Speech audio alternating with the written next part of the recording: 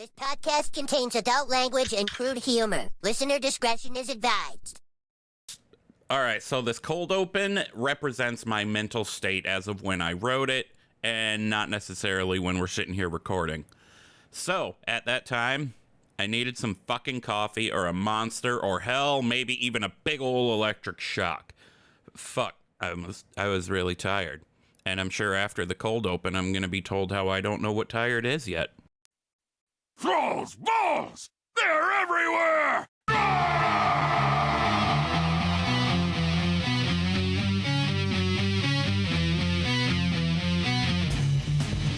Thrall's Balls, the World of Warcraft podcast with a dirty mind and a clean behind. Hosted by Bentolas, Gershom, Flerpy, and Wooly. Oh, what's up, swingaz? From the TBHQ in the grizzly lands of Wisconsin, welcome to Thrall's Balls, episode 131. I'm Wooly, the undisciplined disc priest, and here with me today is Gershom, the sassy-ass beastmastery hunter and #1 collected company stan. I ran out of air. We also have Bentolas, a resident jack of all trades but current holy priest, as well as Flerpy, the boomin' shroomin' balance druid. Hi, guys. What's up, guys? What's up? Flerpy, you're eating shrooms right now? No, I had to sneeze. Hold on. Sorry. Chew. So professional. Yeah, Willie, you don't know what tired is yet. There, I said it. Yep, I'm pretty sure. Okay, so because we are at that point in the season where, I mean, yes, we have 10-2-6 coming on Tuesday, whatever. But because we're at that point in the season where there isn't, we do. They said that we do. We do. Lying. God Holly seems Flerpy. to take a big fucking jolly out of yanking our dicks around lately. I don't know what got into her. Okay, girl. Not been fun. I know. Hey, if Holly wants to yank that, I mean, I'd have to check with my wife. Maybe she's got that thing, that middle-aged woman thing where they get real horny and stuff.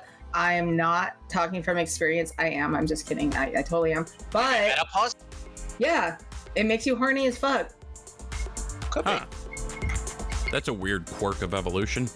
Anyway, what I was going to say is because we're at that point in the season where there really isn't that much to be working on, instead of what have we been up to in WoW, I'm going to say what have we been up to in gaming this week.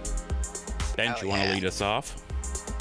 I have been doing nothing but PUBG. My friend is, he's known me since I was 14 when I was a little fucking shitter, just running my mouth. He's a pretty big time streamer. So off stream, he's been helping me get good at the game. I really like it. So anyone doesn't know. What game did you say? PUBG. It's like Call of Duty Warzone. It's a little bit more realistic though. Okay, I hadn't heard of it. That's why I didn't know what you were saying.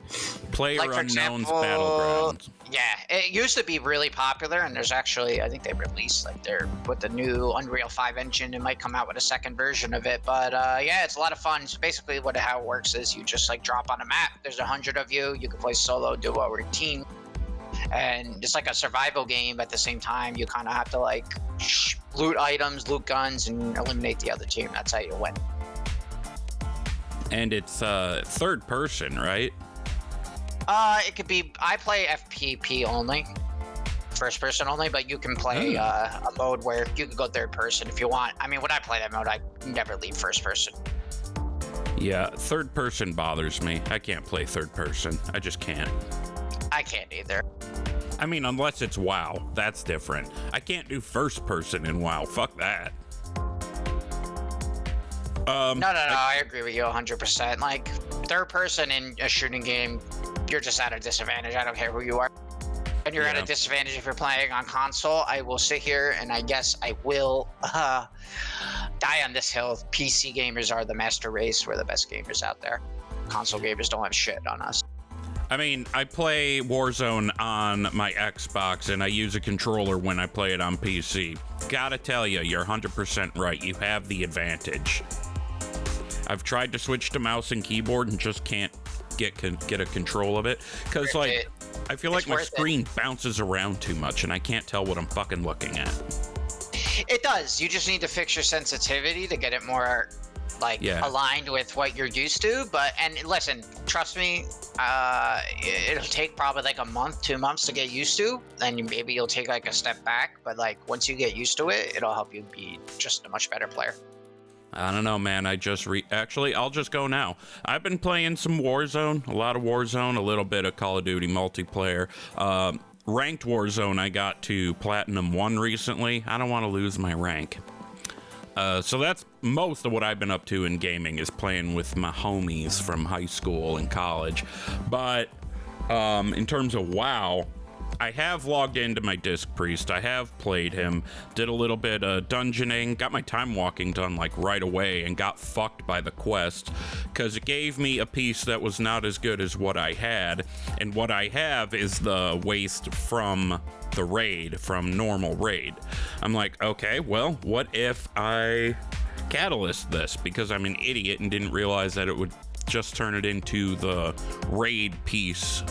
And I did, and it was lower eye level than what I have. So I'm like, well, that sucks.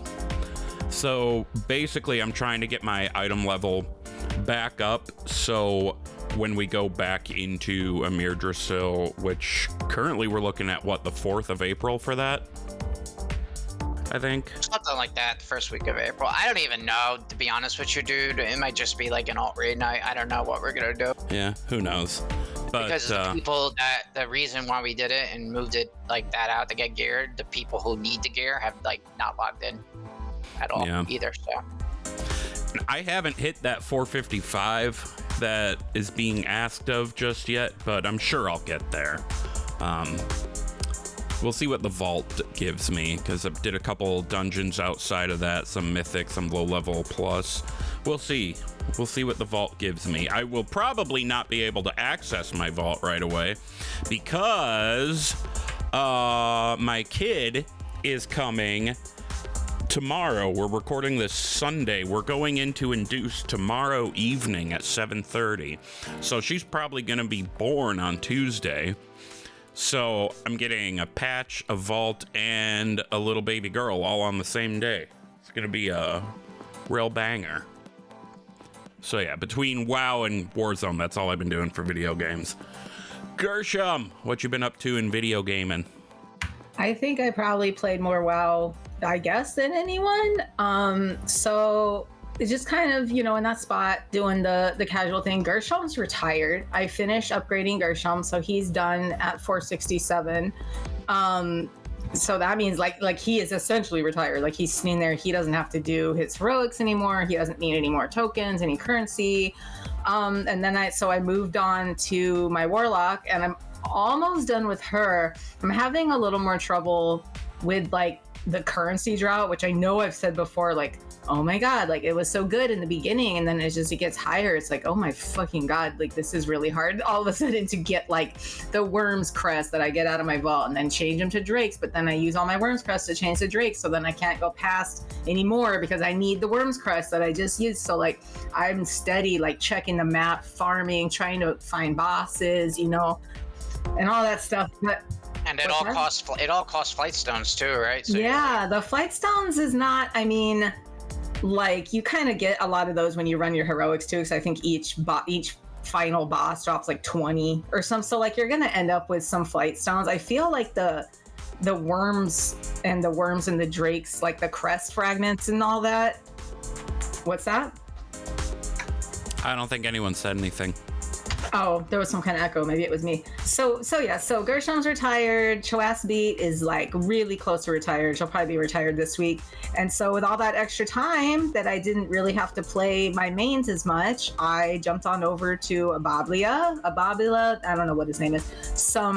He's my Forsaken Hunter. And I took him from 35 to 48. He's almost 49 now. And he's basically went from 35 to 49 all in Borean Tundra. Kind of remembering why people called it boring Tundra back in the day. Because like the music's really good and some of the storylines are pretty good. Like you get up there in the Caldara and they tell you like the Maligos story and like, oh, that's cool. And then like, you know, there's some Scourge stuff going on there. I gotta say, I'm like enjoying it. Like each time I do this, I'm more aware of like lore stuff. So like when I first did it, I didn't know anything about lore. Like I used to play this game and not give a shit. I just liked the game, thought it was fun, thought the music was cool, thought it was neat, right? And then I went back and I did it again on Gershom for Lore Master, and I'm like, oh, neat. Like I recognize some of these things, but you know, not a ton of them. And now I'm doing it for like the third time, and I'm like, oh, Kel'Thuzad is over there. Like I know who that is, and now I know who Malygos is, obviously, and like so. Yeah, just enjoying that kind of, you know, doing. And then I spent a little time in Aaron's stream, and we were trying to remember. I guess I could have Googled this, but you guys could probably tell me. Does the heritage armor start at 60 or 50 for the other races? Like, because I know in the BFA races, it starts at 50, but we couldn't remember. So I don't know. Either I'm about to be able to start my heritage armor, or like this week because I'll be 60. It might be 58. Or something like, yeah, okay. I'll just have to check it out. I'll see. 58, usually it's 12 levels below is like when you can, like for example, if you hit 58, that's when you can start the Dragonflight stuff. Right. Well, okay. Well, that's on his horizon then, because he's like 49 and he's like fully rested up and everything. So I was having a lot of fun with that. Yeah. And then like I said, I hung out with Aaron a little bit in the hanging out box, and then I was on his stream a little bit, and I got to meet some kind of WoW Wrath Classic royalty in a way. So I don't know, you guys, I don't know how much you follow Wrath Classic, and I can't remember what server they're on, but there's a guild, and there was a blue post about this. There's a guild called Purpose. And on their server, or maybe it was even like worldwide, like in all servers, I'm not sure, but they got a heroic Kel'Thuzad kill in Naxxramas with no deaths last week. So that was pretty cool. And that the one of the warlocks in the group, her name is Ulock. She's one of my best girlfriend's girlfriend. So that was cool. And I got to meet her last night. I went over to my best girlfriend's house and I hung out with them. And that's why I'm hungover today, because we drank a bunch of hard cider and rum, and it was delicious, and we had a blast. And I watched her play Wrath Classic, which was pretty fun, and she showed me some stuff, and maybe she was playing hardcore last night too. Anyways, like I said, we were drunk, but it was fun. So I got to meet someone who was involved in this heroic no deaths Kel'Thuzad kill in Wrath Classic. So that was neat, and I think that's all I did this week. Fucking awesome. Two things. First, have you ever been Drunkover? It's like where you're still drunk, but you're feeling the hangover. I was that this morning. I woke up and I didn't mind, because I was at the point where I was like real hungry. So I woke up and I was like, I was like McDonald's breakfast sandwich time. But then like when I was like, I had also left my weed over at my friend's house. I'm like, shit, I gotta go get my weed. So like I'm out on the bus, and then the over started. I was kind of like, I don't feel sick, but I don't feel great right now. Like I'm just sitting on the bus, and I'm like so glad that I went and scooped up my vape, because at least I was able to smoke and just kind of chill on the bus and get some groceries. And then I came home, and now I'm here with my boasties. So yeah. And then the other thing is, I looked it up while you were telling us what you did. At least for the Forsaken, because that's what I Googled, you need 50. 50. Nice. Yeah, well then he's on the eve of that. Like probably tonight I'll be able to start then after we hang up, because the kids are with their dad right now. They're not going to be home till like 8 though. So yeah. You know, honestly, when I was making my tune for the draft raid, it was hard to decide between Forsaken, Orc, and Blood Elf. I am really enjoying him too. Like I started out, I got from 1 to 30 by doing, that area. I finally did the whole battle for Ganaeus and, Godfrey and all the stuff, and saw Sylvanas, acting crazy, and Garrosh saying, oh, how are you better than the Lich King? And like we went over all that. So that was cool. I did 1 to 30 with that. Actually, I went to 35, and then I realized I was too high for any area in the Eastern Kingdoms anymore. And so that's when I was like, oh yeah, Chromie time. And so I just decided to do Wrath again. But I was surprised how long I was in Borean Tundra for. I'm just like, I'll probably be able to pick one more zone and get to 70, and then I'll be like done. Like, if you do all the quests, I mean, like I said, I've been there from 35. I'm now 49, and I'm not done.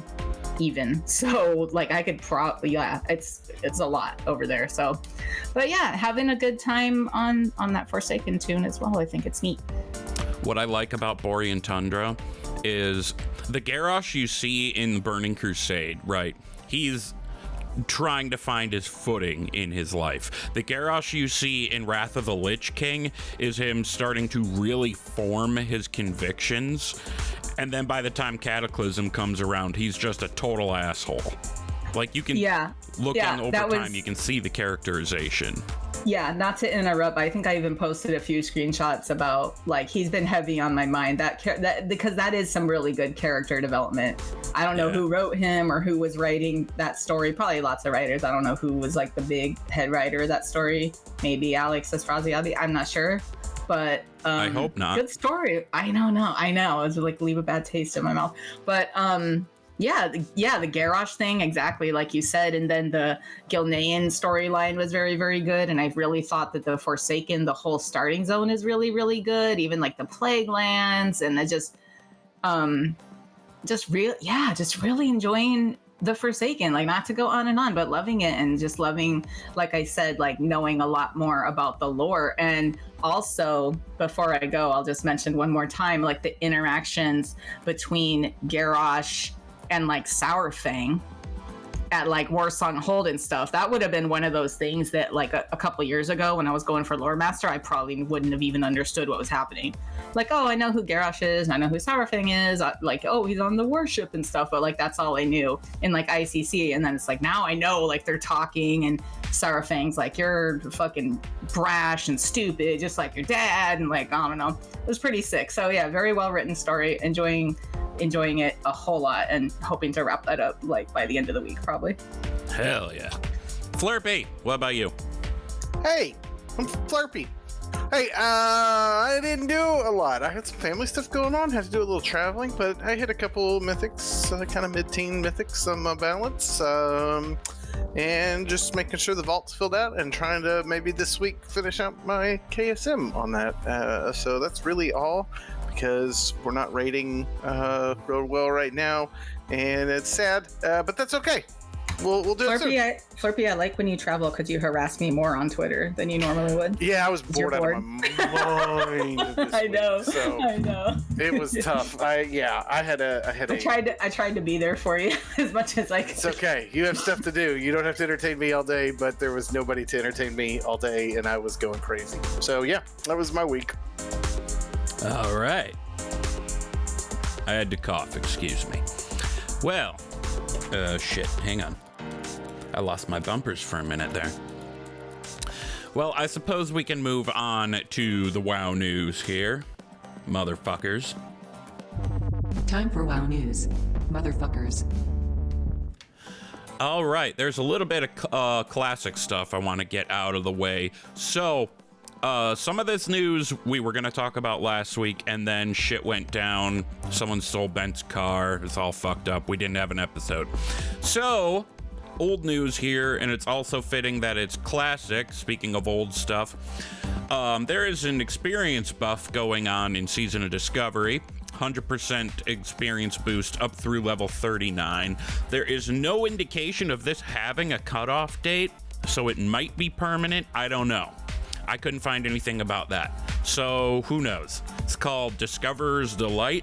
If it goes away, then I was wrong, and because I'm saying I could be wrong, you don't get to yell at me when I'm wrong. Flerpy will anyway, because he's a dick. Anything to say about that? Huh? I do what I can. Yeah, well, I'm gonna life grip you down the stairs so you have to run back up.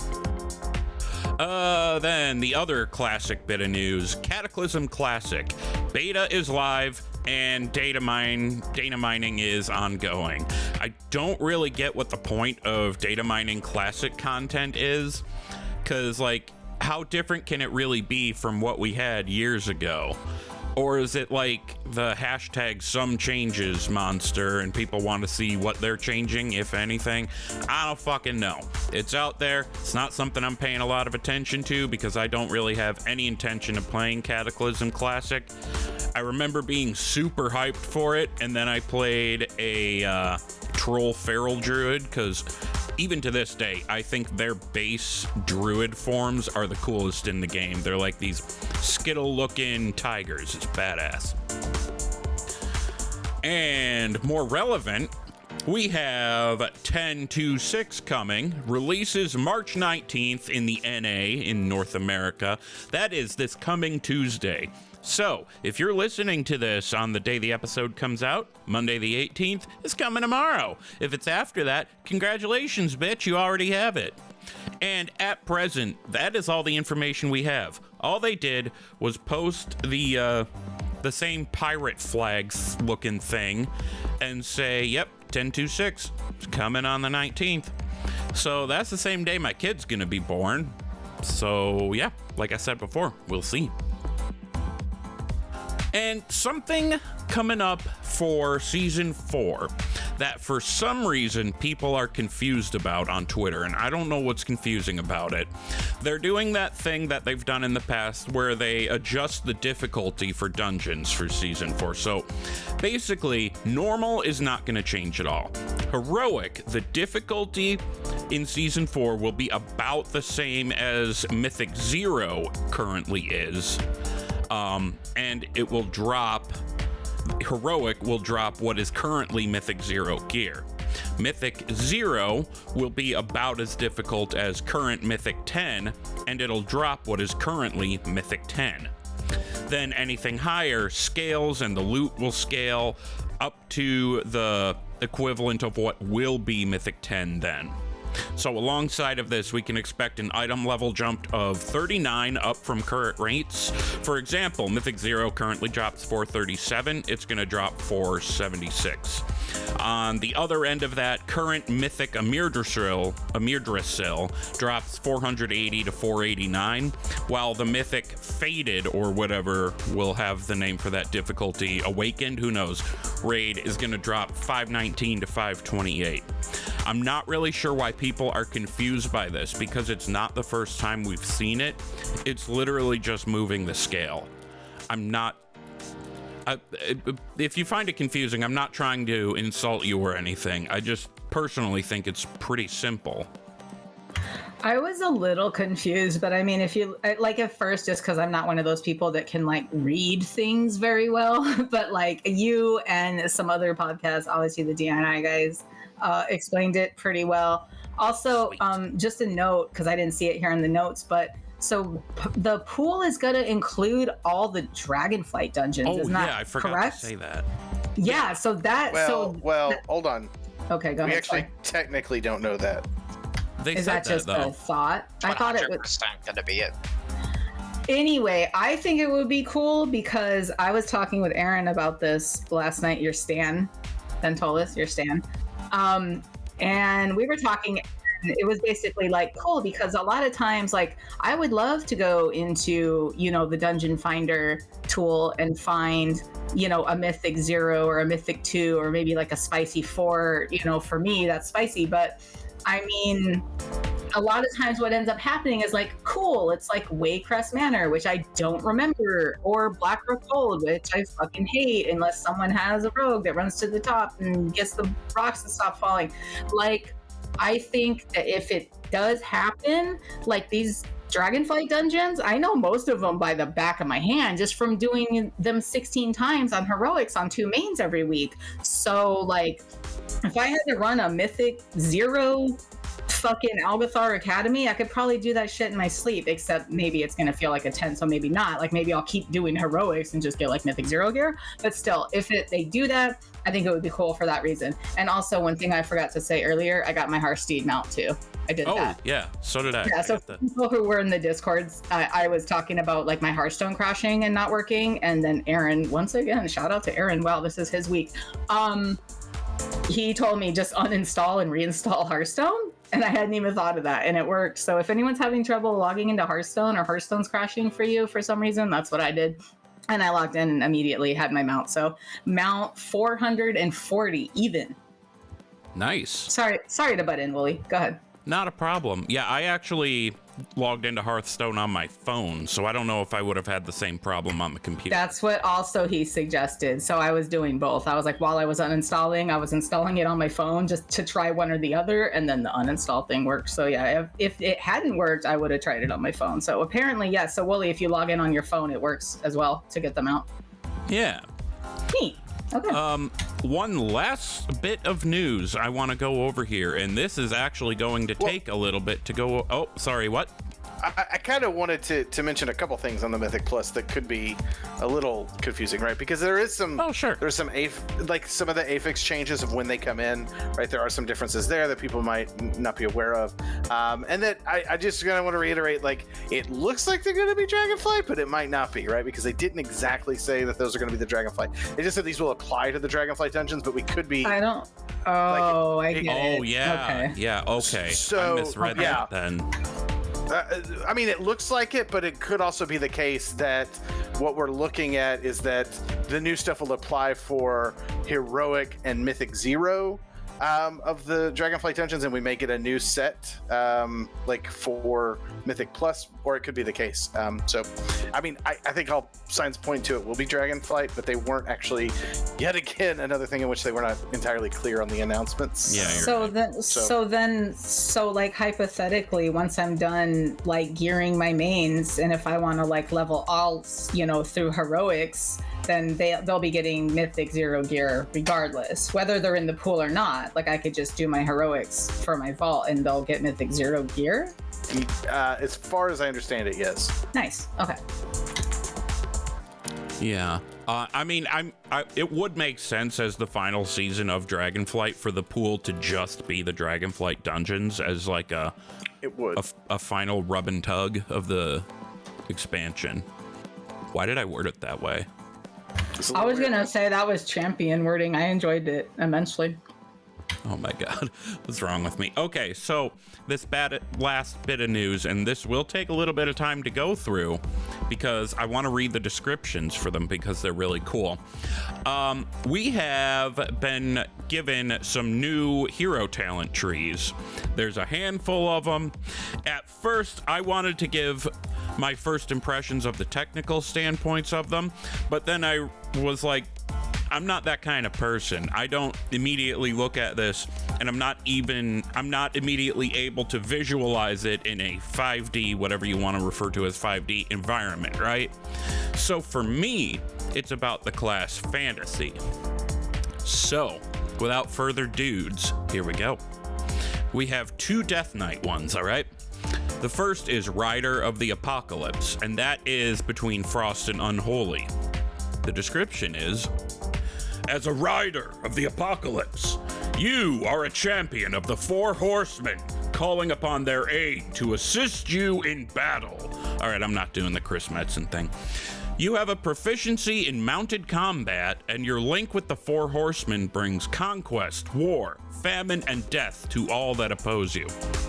My question here about that mounted combat thing, I saw a couple of the talents. They change Death's Advance, I think, and on a pale horse, I think they changed a little bit. Basically, you can mount up specifically on your Aggra's Death Charger in combat. Does that mean you can keep fighting from the mount, or will that dismount you? Does that mean that it's sort of like the Paladin's charger thing that they summon and it's a movement ability? I'm not sure. I don't feel like the talent was written very clearly on that. Okay, then there's the Deathbringer. That's between Frost and Blood. Deathbringers are the emissaries of death. Empowered by the Shadowlands, their physical strikes and abilities aim for their enemies' souls and vanquish them without mercy. I fucking love that fucking flavor text. Then we got one of the 2 Demon Hunter ones. And if you're like me, you were wondering how they would handle that because there's only 2 specs for Demon Hunter. So, I mean, the 2 heroes' talent specs are going to be Havoc/Vengeance and then Havoc/Vengeance. It just is what it is. This first one we've seen is called the Eldrachi Reaver. And the description is, the Eldrachi warriors were the ultimate glaive masters and wielded their blades with deadly grace. Each kill fueled their weapon, imbuing them with greater power. They were so indomitable, did I say that right? Indomitable, that Sargeras eventually bathed their world in Fellfire himself, but their spirit and teachings live on. Indomitable is the correct pronunciation. Sweet. No, I think it's a long O. I think it's Indomitable. No, it's Indomitable. Sure. No, it's a long O. It's all the vowels are all right. long. It's inflerpitable. Indomitably. Almost positive. Inflerpitable instead. Wednesday. Yeah. So if you're hearing the word Eldrachi and you're like, where have I heard that before? That is the tank demon hunter. That was their Legion artifact weapon, Eldrachi Warblade, I think it was called. Or am I confusing that with the other? I don't fucking know. Leave me alone. You don't know me. Also, So the other one. professional. Yeah. The other one that is coming that we haven't heard anything about yet is called Fellscarred. Just saying. For Druid, we've heard a couple of the Druid ones, but here we have the Druid of the Claw, and that is a mix-up of Feral and Guardian. Druids of the Claw are masters of their mighty animal forms. When they transform into cats or bears, they become ferocious physical combatants and protectors of the wild. That's cool. I mean, sort of feels like that already when you're in Feral or Guardian. I don't know. I didn't look very closely at the actual talents for them, so maybe it's cooler than it sounds. I don't know. Evoker, the Flame Shaper, is a cross between Devastation and Preservation. Flame Shapers specialize in red dragonflight spells related to life energy, flame, and breath magic. They have the ability to engulf enemies or allies in dragonflame, causing fire breath or dream breath to detonate, dealing massive damage or healing. Yep, that sure sounds red dragonflight to me. Hunter, Gershom, this might be yours. I don't know, unless you go with the Dark Ranger. The pack leader. The pack leader is between beast mastery and survival. Tell me how this sounds to you. Pack leaders are hunters that use the instincts, knowledge, and respect they've gained over the years as they formed a deep bond and trust with the animals they adventure with. They bring a new style of ferocity and coordination to their combat, teaching their pet to strike their prey with simultaneous attacks. I think that sounds like they're talking about fucking Rexar, first of all, which is hot as hell because that's daddy. So, I don't know. It sounds cool. In a way, it sounds a little more intriguing than the Dark Ranger one or whatever they called it. I can't remember because they suck. But, I mean, we'll have to see. Like, I'm just one of those people that, like I said before, like, words are kind of iffy for me. Like, descriptions are great and stuff, but I really like to just get in and experience it. So I'm sure, it'll be one of those things that I'll just play out and I'll report on it, I guess. Words are iffy. Yeah. I love that. Okay. Oh, I lost my spot in the fucking notes. God damn it. There we go. Mage, the spell slinger. When I first heard that, I was thinking like gunslingers, like a Western mage, but I don't think that's what it actually was meant to come off as. This is between Arcane and Frost, and it says, spell slinger mages are prodigies of spellcasting that have learned to splinter their sorceries, creating powerful and volatile new effects. Spellslingers can conjure and manipulate these splinters with prowess, allowing them to devastate the battlefield with rapid barrages of razor-sharp crystals. And in the post, they further clarified that if your base spec is Arcane, the splinters will be Arcane splinters. If your base spec is Frost, the splinters will be Frost splinters. They function exactly the same. It's just an aesthetic difference there. For the monk, we actually got two monks. The first is Shadowpan. This is between the Brewmaster and the Windwalker. As a Shadowpan, learn from your forebears and stand... Forebears? Wouldn't it be forebearers? Or is that a pun? I don't know. Learn from your forebears and stand proud against your foes in defense of your friends and family. Bide your time and charge up your power before unleashing an overwhelming flurry of blows to overwhelm your opponents. That doesn't sound like very much to me. I don't understand. Then the other monk one, I guess also I don't understand monks. So here we go. This one's actually pretty cool if you read on it. I mean, this is kind of a neat one. The first monk one, right? Because the final thing is like every 10 flurry strikes, right? I think you get a bonus, and so it bonuses you like 30% additional crit damage, masteries 25%, versatility now increases your dodge and crit chance by 25%. And it deals additional shadow damage to all uncontrolled enemies within 6 yards. I mean, like, it's a pretty cool thing, so sorry. Oh. Okay, I'm glad for the input there, because that wouldn't have meant anything to me otherwise. All I know is Shadowpan are the mysterious monk people, right? In whatever fucking zone that is.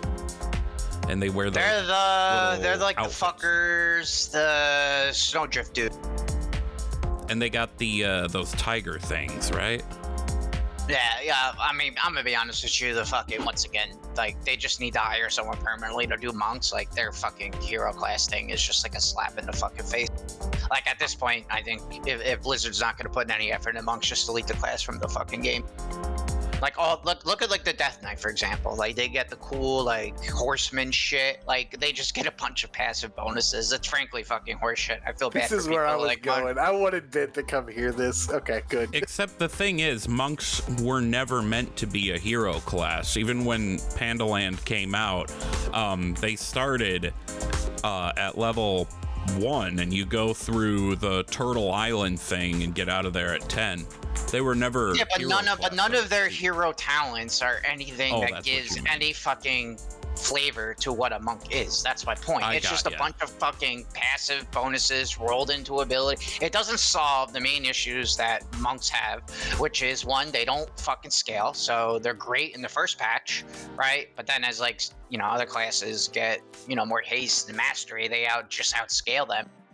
And they're just like not a fun class to play. Like they don't, they have this mentality where they seem to want them to be like this massive AoE spec, but they can't figure out a way to kind of give them, something to make them more viable in single target. Like if the raid has no, like I would say normal heroic, you don't need a fucking Windwalker monk at all. And the only reason they're brought in sort of mythic raid is just because they're very good at holding their cooldowns and just annihilating ads that need to die quick.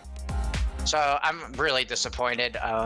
Monk is you don't like the flurry strikes at all and the flurry charge? I think it sounds kind of cool. I mean, it is. Right? But it doesn't. I mean, it's just a band-aid. It's just a band-aid and doesn't solve the major issues that have plagued monks since they've been released, in my opinion. I will say that these were a nice surprise to me because of where I thought they were going to go with monks. And I thought they were going to make them more of a kind of support class by the sounds of this. So these are kind of a nice, I don't know. I think that they're, I mean, it's a little blander than say, I mean, but like the Death Knight ones won across the board. Like the Death Knight ones are the coolest stuff. Everybody's like, I want to be a Death Knight now. And I feel like, monks could have been a lot worse. I'm not disagreeing with you that it's not the greatest ever, but I mean, it's still, yeah. I mean, I could tell you all kinds of shit they could have done with monk. They could have made Windwalkers like the hero talent tree be around summoning a bunch of pets, and you just do massive burst damage while they're out. They could have done something like that. I mean, they didn't. They're just basically adding new passive effects or buttons you're already pressing. It's fucking dog shit, if you ask me. In conclusion, Blizzard, hire Bent to be your monk person. Do it. Also, I want to say I misunderstood what you meant when you said hero class. I didn't realize you meant the hero thing they're coming out with. I thought you'd meant it more in the traditional sense of when they added classes to the game. No, I'm referring to like the hero talents that are like the main feature in the new expansion. I mean, don't get me like. All right, so I'm not trying to be like a Debbie Downer here, right? Like, there's going to be a spec who is going to feel like they don't have something cool, especially when you look at like some of the shit with the Death Knights, some of the cool Dark Ranger shit going on with the Hunters, and then you look at some of the rogue stuff. I think is more like it's a lot of it passively built in, but like. They redesigned the rogue specs, and the rogue specs are all in a much better place than they were. So I feel like, they're great that they're, I'm glad they're adding these hero talents in for all the specs, right? But I think they there's no point of adding these hero talents in because it's just a band-aid. They really need to look at Monk as a class in total, and they really need to, I think just kind of almost destroy it and rebuild it. Wouldn't be the first time they've done that to a class, so maybe eventually they will. And that's the thing, though, right? Shadow Priest has been reworked almost every fucking patch, right? And Shadow Priest, for the most part, had its issues, right? But for the most part, it was solved going into Dragonflight. A lot of the when they had Mindseer, a lot of the people were happy about it. But monks this has been an issue since Shadowlands, and it's just oh yeah, we'll give you these hero talents, and they do nothing. They're a band-aid. It doesn't change anything you do. It's bland. It's just, and it doesn't solve the overarching issues that just Monk as a class has in whole. Solid. That's my rant of the week. I welcome it. And then speaking of monks, the other hero talent or hero spec they debuted is the Conduit of the Celestials. That is between Mistweaver and Windwalker. And it says, Conduits of the Celestials have devoted themselves to the teachings of the 4 August Celestials so wholeheartedly that they can channel their power outwardly and call upon their assistance regularly in combat. They can become pure conduits of the August Celestials' power during brief moments, preventing some other actions but empowering them heavily. So there you go with that. Shaman. Farseer, which is odd to me because we, technically every shaman who's played through the Legion shit is Farseer because you get the title. Whatever. This is between Elemental and Restoration. It says, harness your spiritual magic, improving your spellcasting capabilities and empowering you to call upon ancestors to aid you and your allies in combat. That brings us then to the Warlock. Now, I read through the talents for the Hellcaller Warlock because I thought the concept sounded really cool. And Wait, it does. Hold on. No, hold on. I want to talk about the Shaman for a second. Okay, well, go ahead. Because, you're skipping over some really cool stuff here, right? I think one of the cool things that they've done, to Ben's point, and I want to take a step back and say, I think Ben is right if he's thinking about monks from a DPS perspective, but I feel like they've nailed monks from a healing perspective. They have. But here's what the thing they'll do is, right? They made it. They got Mistweaver in a really good spot right now, and they'll anytime this happens, the next fucking patch, they just completely gut it and rework it to something else. Yeah, no, you're right. I will give you that, but I feel like when you think about monks from either a healing and even in some sense a tanking, though I know they're kind of hit and miss at times, they seem to have that down pretty well. The one thing that I have had a hard time with Shaman healing on is any sort of damage mitigation, but they're really upping that with now this hydro bubble that surrounds your target with a water bubble for 10 seconds, and the shield absorbs incoming damage, but the absorb amount decays fully over its duration, which just sounds like a fantastic addition to the Shaman toolkit, and I'm really excited to see what Shamans can do in terms of healing this coming patch. So, Wooly, do you ever play your Elemental Shaman? Or you're not into it so much anymore? I have not played Ellie or Enhance in a while because I just could not wrap my damn head around it. It was beyond me. My bad. Yeah, Enhance is a pretty, it's definitely one of the more complex specs to play. And I tried. It's just, I was like, this is a lot to keep track of. I can't remember. So, a lot of people, see, because I played Outlaw, so I'm used to it. A lot of the time, Uh-oh. Bent, I think we lost you there for a second. Oh no! Oh. That's how Ben pulled a Gershom. No, I was basically what I was saying was like enhancement shaman is difficult for different reasons than say like an arcane mage is difficult. Like if you're not used to consuming procs and you're not used to just like it's more of like a reactionary like reacting to what procs you get, right? It's a struggle. Especially for you, Wooly, you're coming from like a guy who plays like Warlock, right? Like you're not really reacting to, you know, yeah, you get your procs for your instant, you know, chaos bolts and whatnot, right? But it's not like Shaman where like everything is like an instant proc. Yeah, with the Destro Lock, it's really more builder spender, and then when you get a free chaos bolt, cool. Yeah, you don't even think, you just send. Yeah. I will say here that I've been approaching this list purely from the class fantasy perspective, and my mistake here is it didn't occur to me.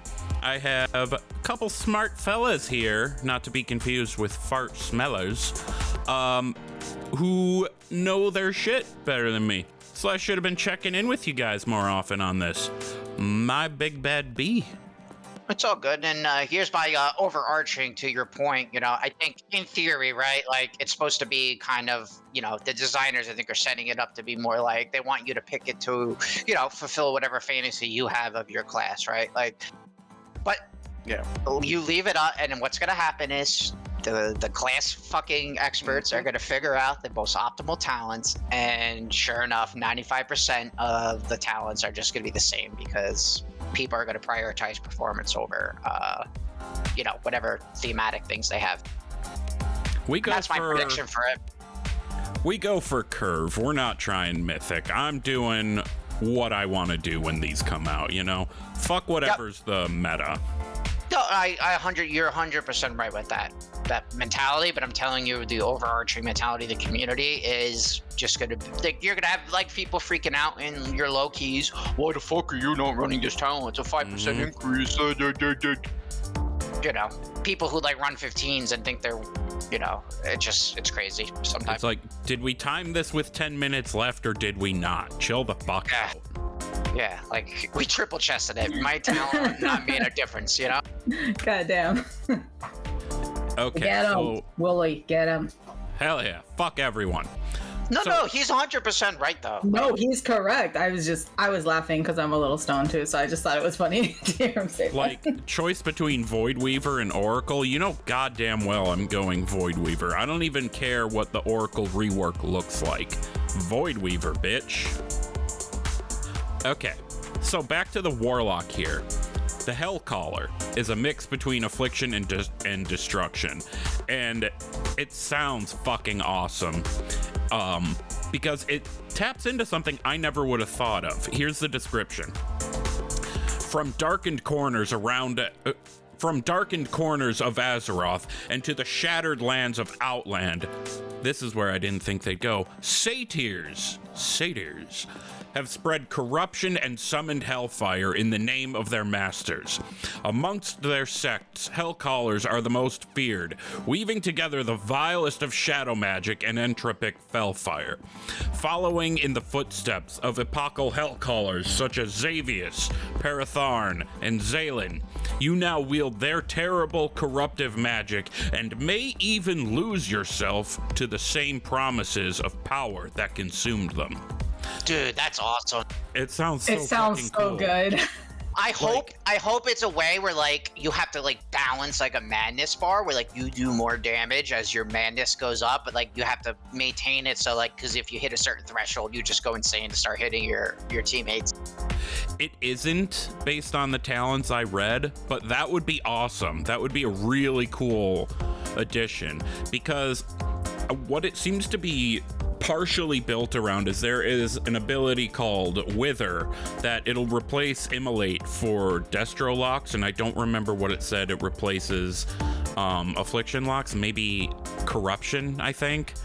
Yeah, it is corruption, because they also then later clarified that for the Destro, Cataclysm puts Immolate on everybody in it, and Seed of Corruption puts corruption on everybody affected by it. They clarified that those abilities would still work, but instead of putting the Immolate buff or the corruption buff, it puts Wither on them. And it seems to be about building up this Wither talent in stacks and then using it to just fuck up the guys that are affected by it, and it brings the stacks back down. I never would have thought they would have brought the satyrs into it. That is such an interesting approach. I love that, and it makes so much sense too. Do you see my point now, though, with like the Windwalker and these talents? Oh yeah, this is exciting sounding. The Windwalkers sounds a little less exciting. A little less, unless Flerpy wants to. I bet he's sitting there shaking his head right now. No, I don't Just give a shit about shaking it and jerking it. I mean, look, aside from balance, I still don't play DPS that much, so I care about the healing side. I don't know anything about the fucking Warlock, except we know. I do like that.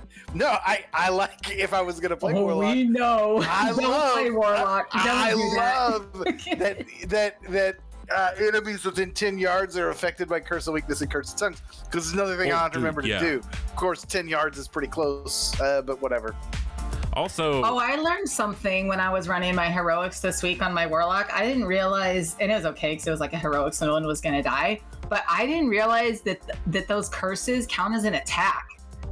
Yeah. So like, I was accidentally pulling bosses. I was like, oops, and then like, it's okay. Like, I would do it right as the tank was like rushing in, so I would just do it at the same time. But the first couple times, I just thought it was like, I was used to popping like Hunter's Mark, and it just sits there. I didn't realize that it was gonna like, oh, I don't like you because you put Curse of Weakness on me, and I was like, oh shit, my bad. And the tank had to run in. It was fine because it was heroics, but definitely note to self, maybe don't do that in those baby mythics. Might cause a problem. Correct me if I'm wrong, because I haven't played Affliction like as my main spec since Legion, but isn't it such that only one curse can be active at a time? Correct. Yeah. That's right. So that's why I fucking love that talent that it. Those are in Destro too, though. Don't you play Destro? Because I play Destro. Joaspid is a Destro. Yeah. Curses are in there. I just wasn't really using them because I got used to the way I played it before, and I was like, fuck it.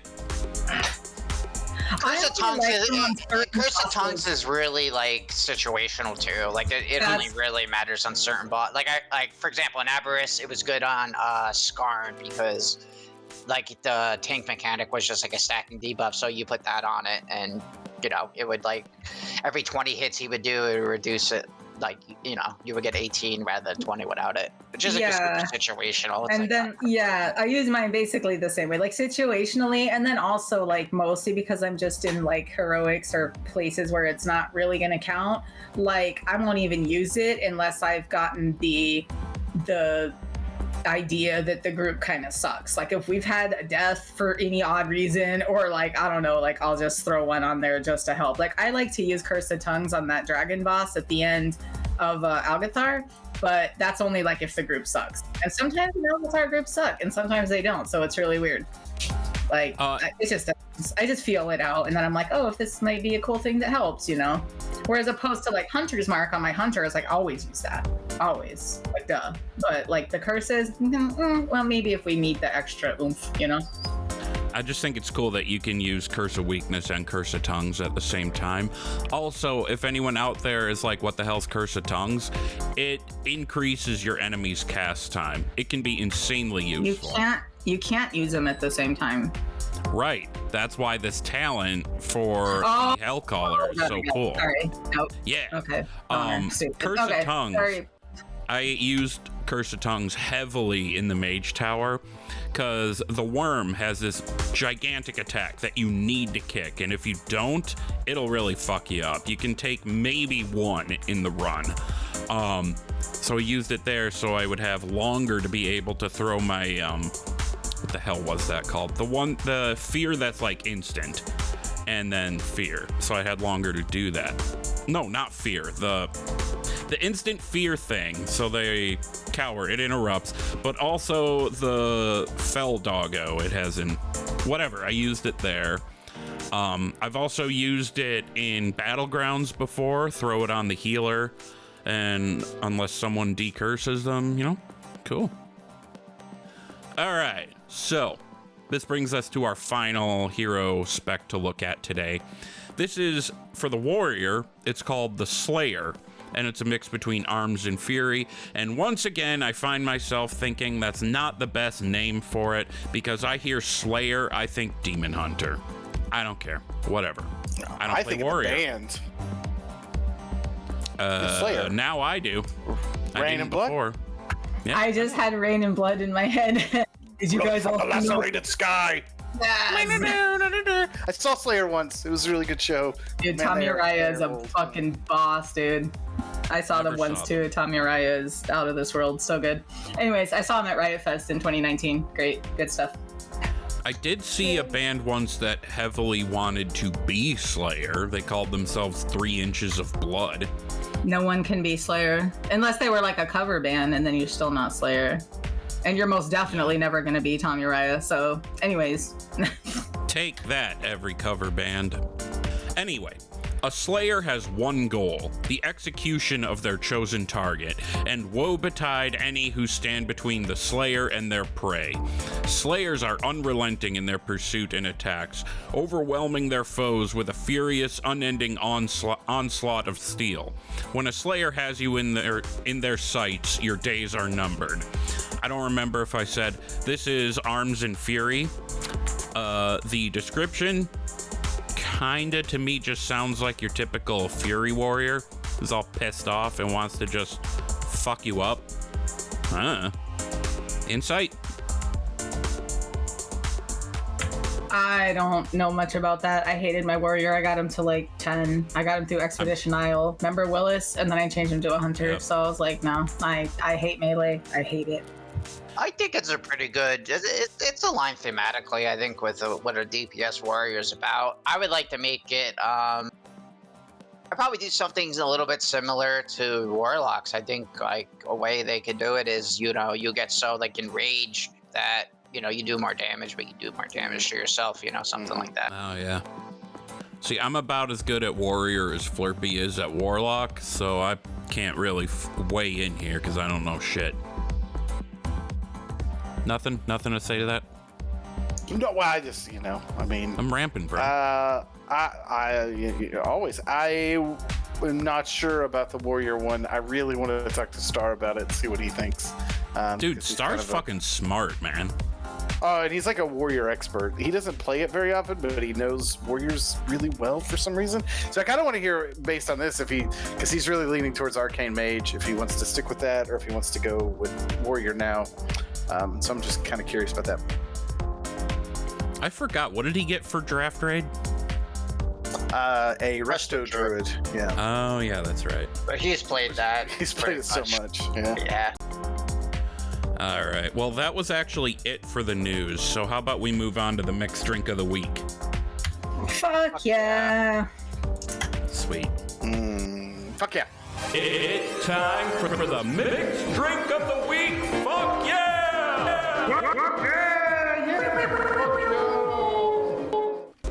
It's the mixed drink of the week, and before we get into it, I just want to remind everybody to please only partake in the mixed drink of the week, or any alcohol for that matter, if you're of legal age or legal whatever to do so. Furthermore, we're not responsible for any dumb shit that may befall you as a result of your own dumb shit.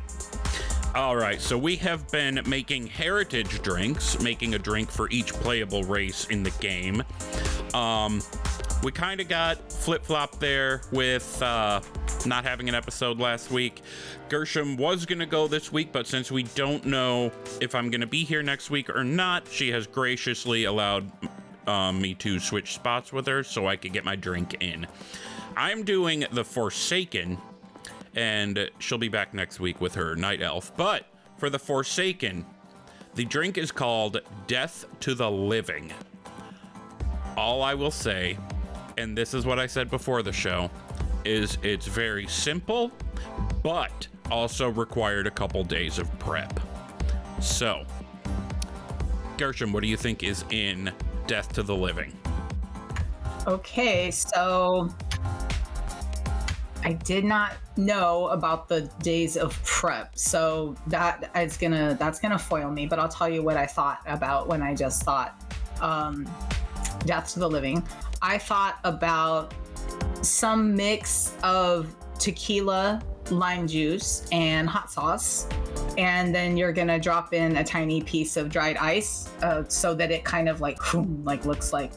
I'm going for like plague, like I'm thinking Putris, and I'm thinking like, throwing the green, nasty, fiery plague down on like Bolvar and them, the Wrathgate. That's kind of what I was thinking. So, although I know you also told me, you gave me a hint and said that this has to do with the heritage armor a little bit. So I'm not sure, but I went with tequila, lime juice, hot sauce, drop in a tiny piece of dried ice. Obviously, don't drink the dried ice. Wait for that to go away, have the little effect, and then take the shot. Yeah. Okay, that sounds like a decent guess. I'm not going to say how close or not close you are. I do want to clarify, though, when I said it has to do with the heritage armor, that's only because I took the name of the drink from one of the quests in the heritage armor quest line. Okay, gotcha. Okay, so it doesn't have to do with the heritage armor then. Right. I mean, but that's still my guess. So, yeah. And for those of you watching on YouTube, you'll see there's a picture up on the screen that I'm going to throw into our host chat after everyone's done guessing. Bent, how about you? What do you think is in Death to the Living? Well, you kind of gave me an insider tip when you said it took a couple days to get used to, right? So I feel like I have a little bit of an unfair advantage here. I think Death of the Living 100% has to have Jaeger in it. It's been a while since you've done Jaeger, and you're the only psychopath I know that actually enjoys Jaeger. So I'm going to go with Jaeger. I'm going to go with Red Bull. You mentioned it takes time, so I'm going to assume that you did something involving marijuana that involves like enhancing its effects for 3 days. Okay. Flerpy? Or maybe, okay, I got it. So what you're going to do is you're actually going to make this mixed drink, but you're not going to drink it. You're going to use it as your bong water. You're going to take a bong hit. Ugh. So it's going to be Jaeger, it's going to be Red Bull, Coke, like Coca-Cola soda or Pepsi, whatever you want to call it. It's going to go into like the bong, and he's going to rip a dab from it, using that as the base of it, and it'll intensify your it almost is like Death to the Living, right? Because the alcohol can seep into you instantly. Dude, Craig said that a long time ago. He said that Wooly should switch out his bong water for Jaeger and see what would happen. That's so funny. I doubt you remember that. Craig! Come back, Craig. So, all right, that's your guess. Flerpy, what's yours? Okay, I'm gonna echo I'm gonna echo parts of this because I don't know. I have no idea. I'm gonna echo Jaeger and I'm gonna echo dry ice. Those two things I'm gonna echo. And then I don't know. You put it in some weird ass colored Mountain Dew that only you know about because I don't drink Mountain Dew.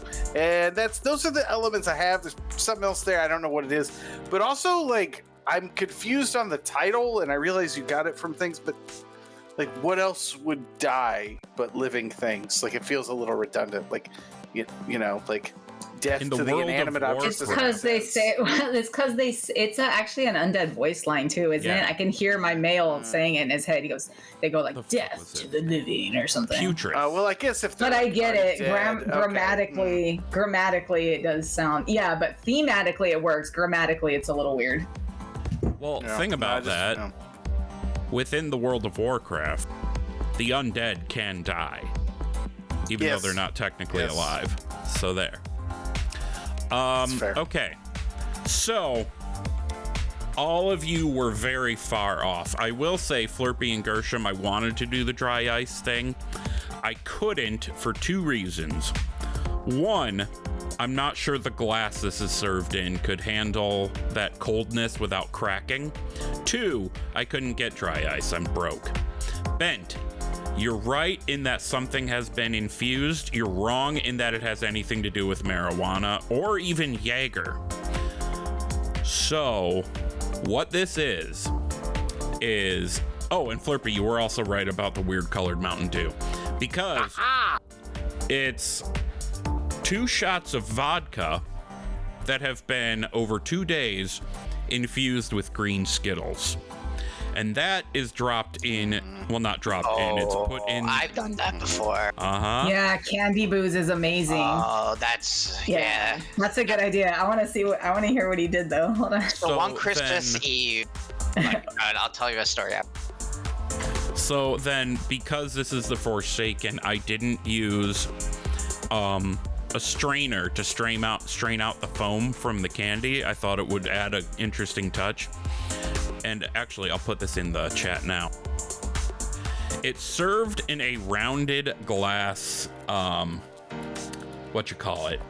flask.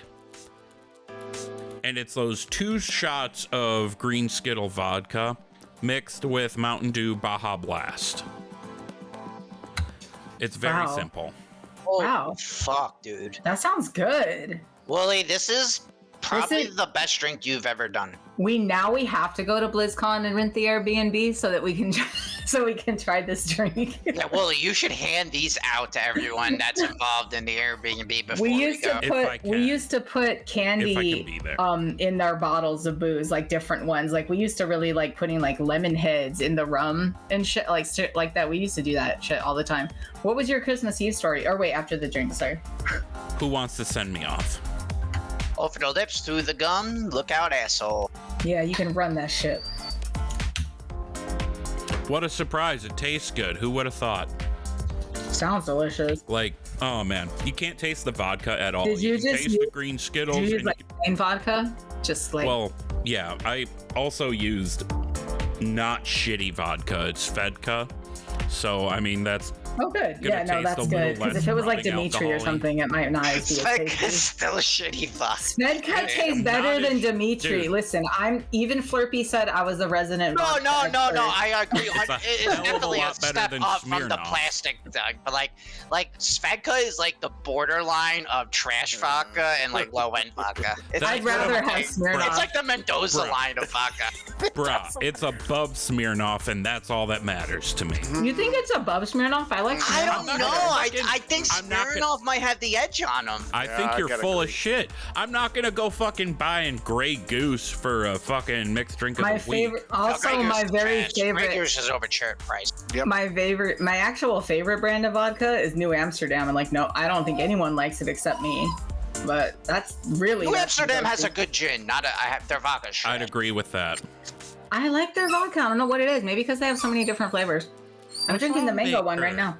What's the matter, puppy? There used to be a really cheap vodka. I can't find it anymore. I mean, I'm sure you can somewhere, but it was Taka.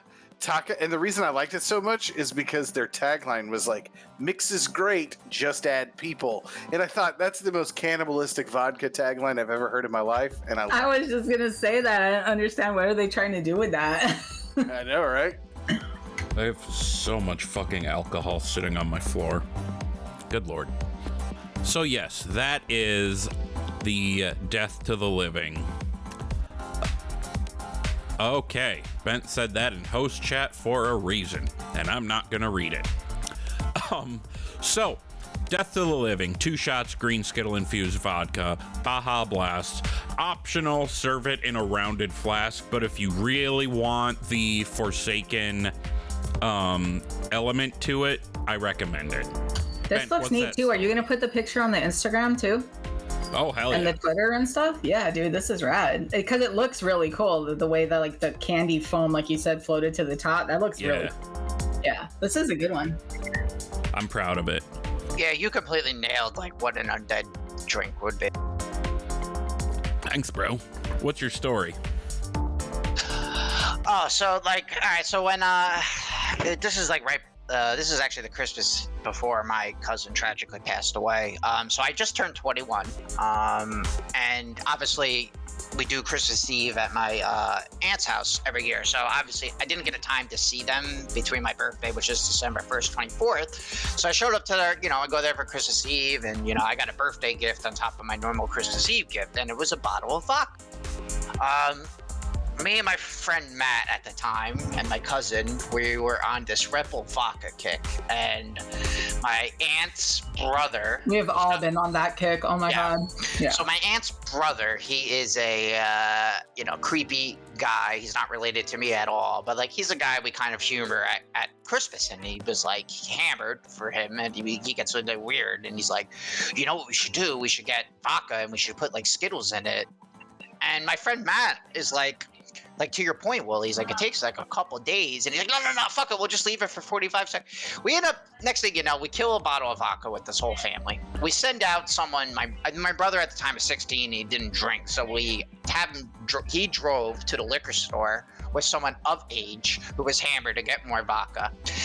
It was like a frat house this Christmas Eve, and my uncle said, never again will he allow vodka Christmas Eve. Everyone was like passed out in random spots at his house on the couch. And then me, my cousin, my best friend Matt, his girlfriend at the time, my girlfriend at the time, and my cousin's girlfriend at the time, we ended up going to like the strip club and staying there to 5 a.m. and we were late for Christmas morning breakfast because we were... I support all because of Skittles vodka. I want to blame the vodka, not the Skittles, though. I'm just saying. Well, the thing is, we were drunk and like it was something new. So like every shot we did, we were putting Skittles, we were putting M&Ms in it. Like it was just. Just a mess. I mean, who hasn't gotten really drunk and wound up at the strip club till 5 a.m.? I have definitely done that. Wait, what? I'm sorry, I was talking to my wife. Are we doing that? What are we doing? We go, what? I was not on stage. No, Flerpy, I wasn't on the strip club on stage. I was in the audience. Don't worry. I will say, though, you would be very surprised. Like, when we got to the strip club, I thought for sure it'd be like just us and like a beat. Dude, it was fucking poppin'. On Christmas Eve? Yeah, dude. It was popping, dude. Were they doing like weird Christmas stripper stuff? This episode's going on a while. Yeah, obviously they were like dressed up in obviously people were dressed up like, with the slutty Santa Claus outfits and whatnot, and they gave out like Santa Claus hats for all the people coming in. But it was like almost like it was kind of nice in a way, because a lot of the people there just like don't have family to go home to.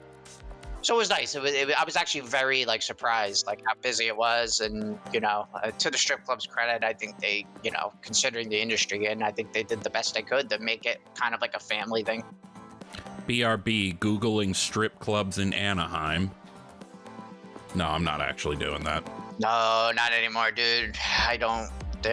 Nah. I'm over strip clubs, dude. I had too much fun with my 20s, but they're just a waste of money, especially. No, I didn't have enough fun in my 20s. Really? I mean, I would go, but it definitely wouldn't be the same. I think a lot of things now that I'm 40 feel that way. Like, oh, I'll do it. It doesn't feel the same. But nobody like sex is better when you get older as a woman. Sorry, you can bleep that out if you want. But other than that, why would I? Well, the thing is, like, nobody plans to go to the strip club unless it's like a big event. Like, usually strip clubs, at least in my experience, are like a 11 o'clock at night. You're fucked up out of your minds, and you just let's go to the strip club. I don't think I've ever done that. I've only been there for bachelor parties. Those were the only times that we ever went. Was that exactly what Bentolas just said? That's exactly when we went every time. I was at one in the Wisconsin Dells for my bachelor party, while my wife was at one in Lake Geneva, Wisconsin for her bachelorette party, and we were like messaging each other during. Like so close together, just like it's just a hop, skip, and a jump, and you're not together, but you're just like, wow, we're both at strip clubs, neat. Like I sent her a message like, at I one feel point. like nowadays, like the bachelor and bachelorette party, like they're not even about the person getting married. It's about like all the other people that do drunk debauchery shit. That's why I'm not doing one. My guys really. You're not having one. Wait a second. My groomsmen. No, I don't. Why?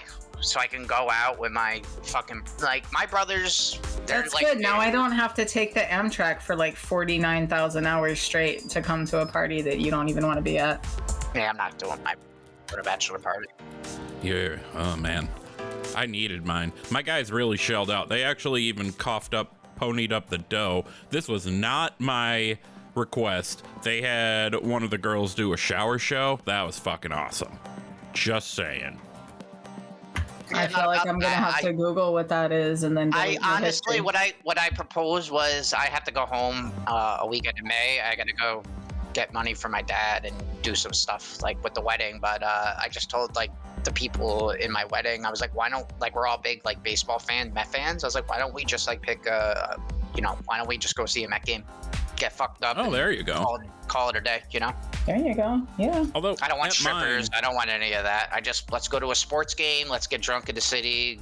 Maybe have a nice dinner at a steakhouse and come home. Okay, why is the pitcher getting naked on the mound? This is not, you guys, what did you pay them? All right, so that was the Death to the Living drink. Next week, Gershom, you're coming back. You have the Night Elf, right? I do have the Night Elf, and I decided I'm going to call it the Amirdrassil. That's perfect. Yeah, it's going to be good. Because I made it, and I tried it already, so I'll keep you guys posted next week with what it is. But yeah, I'm going to do the Amirdrassil. Hell yeah. Well, it seems about time to move on. This is a very long episode, but I'm not complaining because we missed last week. A couple episodes before that were short. Let's go on and do our Thrall's Balls draft. Thralls, balls, draft, everybody. All right, so this is the draft. We are drafting our top 5 most underrated NPCs. And as for, hold on, what order are we going to go in? Well, Flerpy, what is the great decider of the world these days? Well, in my new theological view of things, right? I have created a religion out of this, but I think we all know the wheel decides. The wheel decides. The wheel decides. As long as you don't try and do like a Terry Bollea, Hulk Hogan weird religion thing that he's been doing on the internet. I have no Anyways. idea what you're talking No about. idea. Nice. Go look it up. It's weird. But Anyways, I will be wheel decides. spending all of my Twitter energy this next week on proselytizing you and trying to convince you to convert to the wheel decides ism. Don't talk Wheelism. sweet. No, he's Wheelism. talking sweet nothings to me right here on the internet. I love it. So, as I said, we're doing our top 5 most underrated NPCs, and I'm going to give the wheel a flick. I have all 4 of our names on it, and the first one up, Gershom, you are going to be number 1. How's that the same as every other day? I don't know. All right. So, okay. So did you tell him what we were drafting? Did I miss it? Yeah, actually, I said it twice. Top 5 Okay, most cool. underrated NPCs. Okay. I'm gonna go. So for my first one. We're not yet. We're doing the order first. The wheel has to decide. Oh, I didn't let the wheel finish. Oh, forgive me, great wheel. All good. What we should have done here was had the Second. wheel select our characters for us, and we had to justify it. Like we had to Oh argue. God. That'd be We so can funny. we can make a game out of that in the future. But for now, Flerpy, 100%. you're the second. And third to choose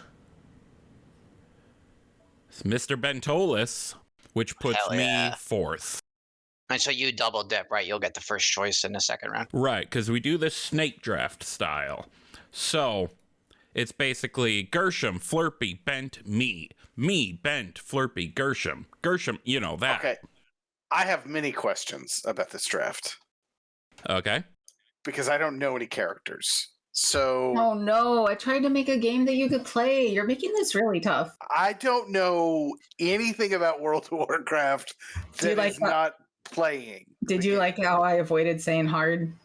I said tough instead. No, Flerpy might be it might be good. He's Well- going to remember obscure quest givers or something. Yeah, Well, yeah. okay, so my question is, what defines underrated here? Like because you like think let's say that, like my definition, since this was my question, I just thought like a character that you don't think got enough attention, even if it's in your personal opinion, or it could be something that people agree with you online. If they don't, if you've never said it, like just in your personal opinion, characters that you don't feel like the story was good enough, or they just kind of stand there, something you'd like to see more out of them, right? I mean, so I couldn't say like Alexstrasza because Alexstrasza is the center of the story. No, you could. you could. could. Okay. You might want to Yeah. explain why you feel that way. You Yeah. could take like a second. Sometimes we take a second to explain our We answer. usually pick okay. and then we explain why we. No, I get that. Yeah, no, I mean I've listened to that. I just like I didn't know if there was rules on like who I could and couldn't pick. I don't know. Not really. I mean, Okay. it's a draft. Are we going to put this one online for the first time since we haven't done it in a while, Willie? We should let people vote this time. If I don't forget, yes. Okay. Or you don't have a new daughter that's like 2 hours old. Right. I'm trying to take my laptop to the hospital with us so I can at the very least open my vault, but I can't find my fucking laptop cord, so I might not be able to. But that's neither here nor there. All right. Okay. So are we Gershom, you're starting? first. We are. Okay, and I'm first. So my first pick is Gerithos, and for those who don't remember, that's the son of Merithra.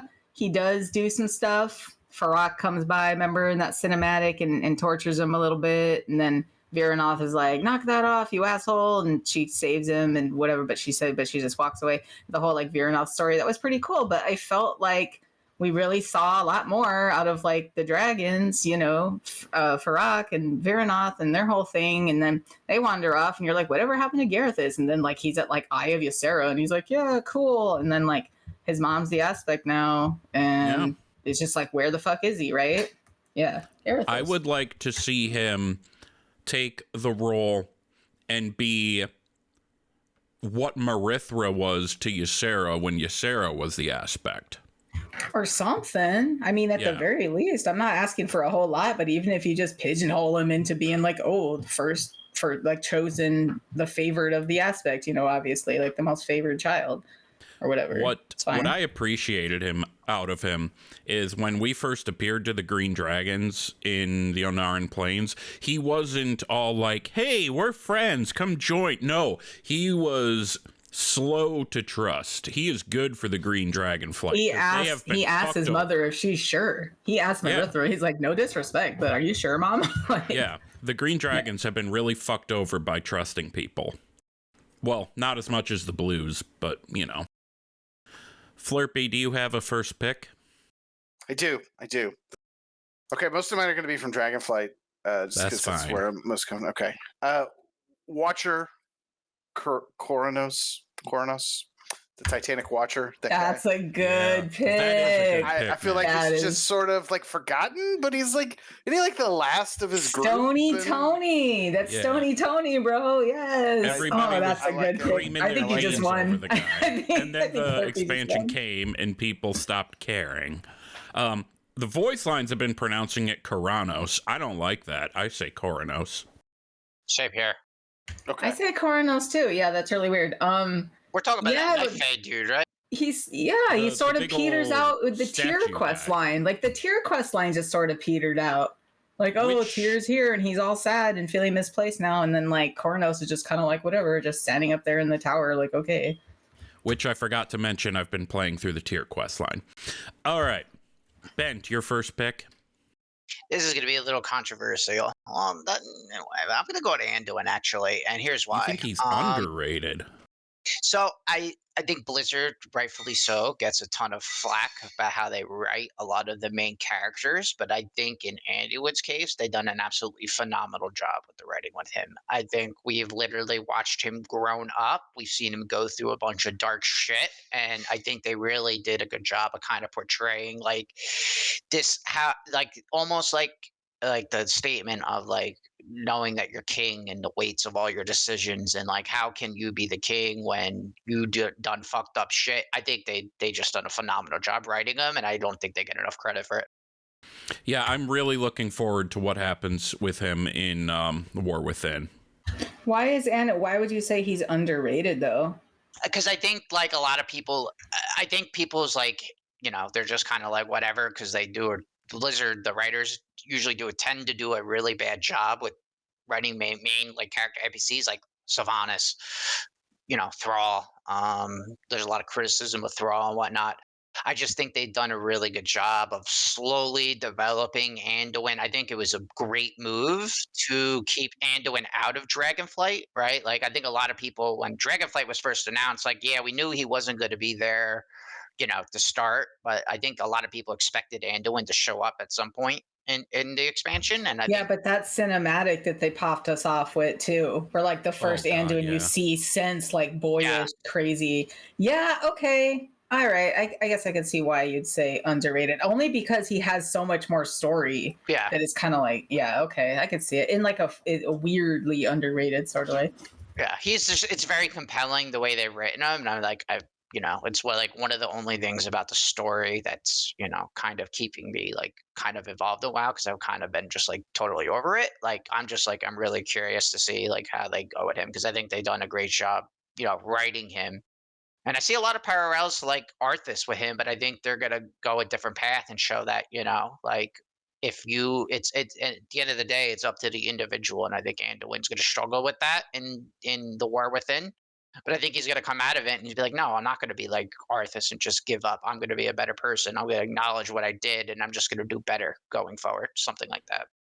Which is hilarious because all through BFA people kept calling him a Mary Sue, which at the time was sort of true.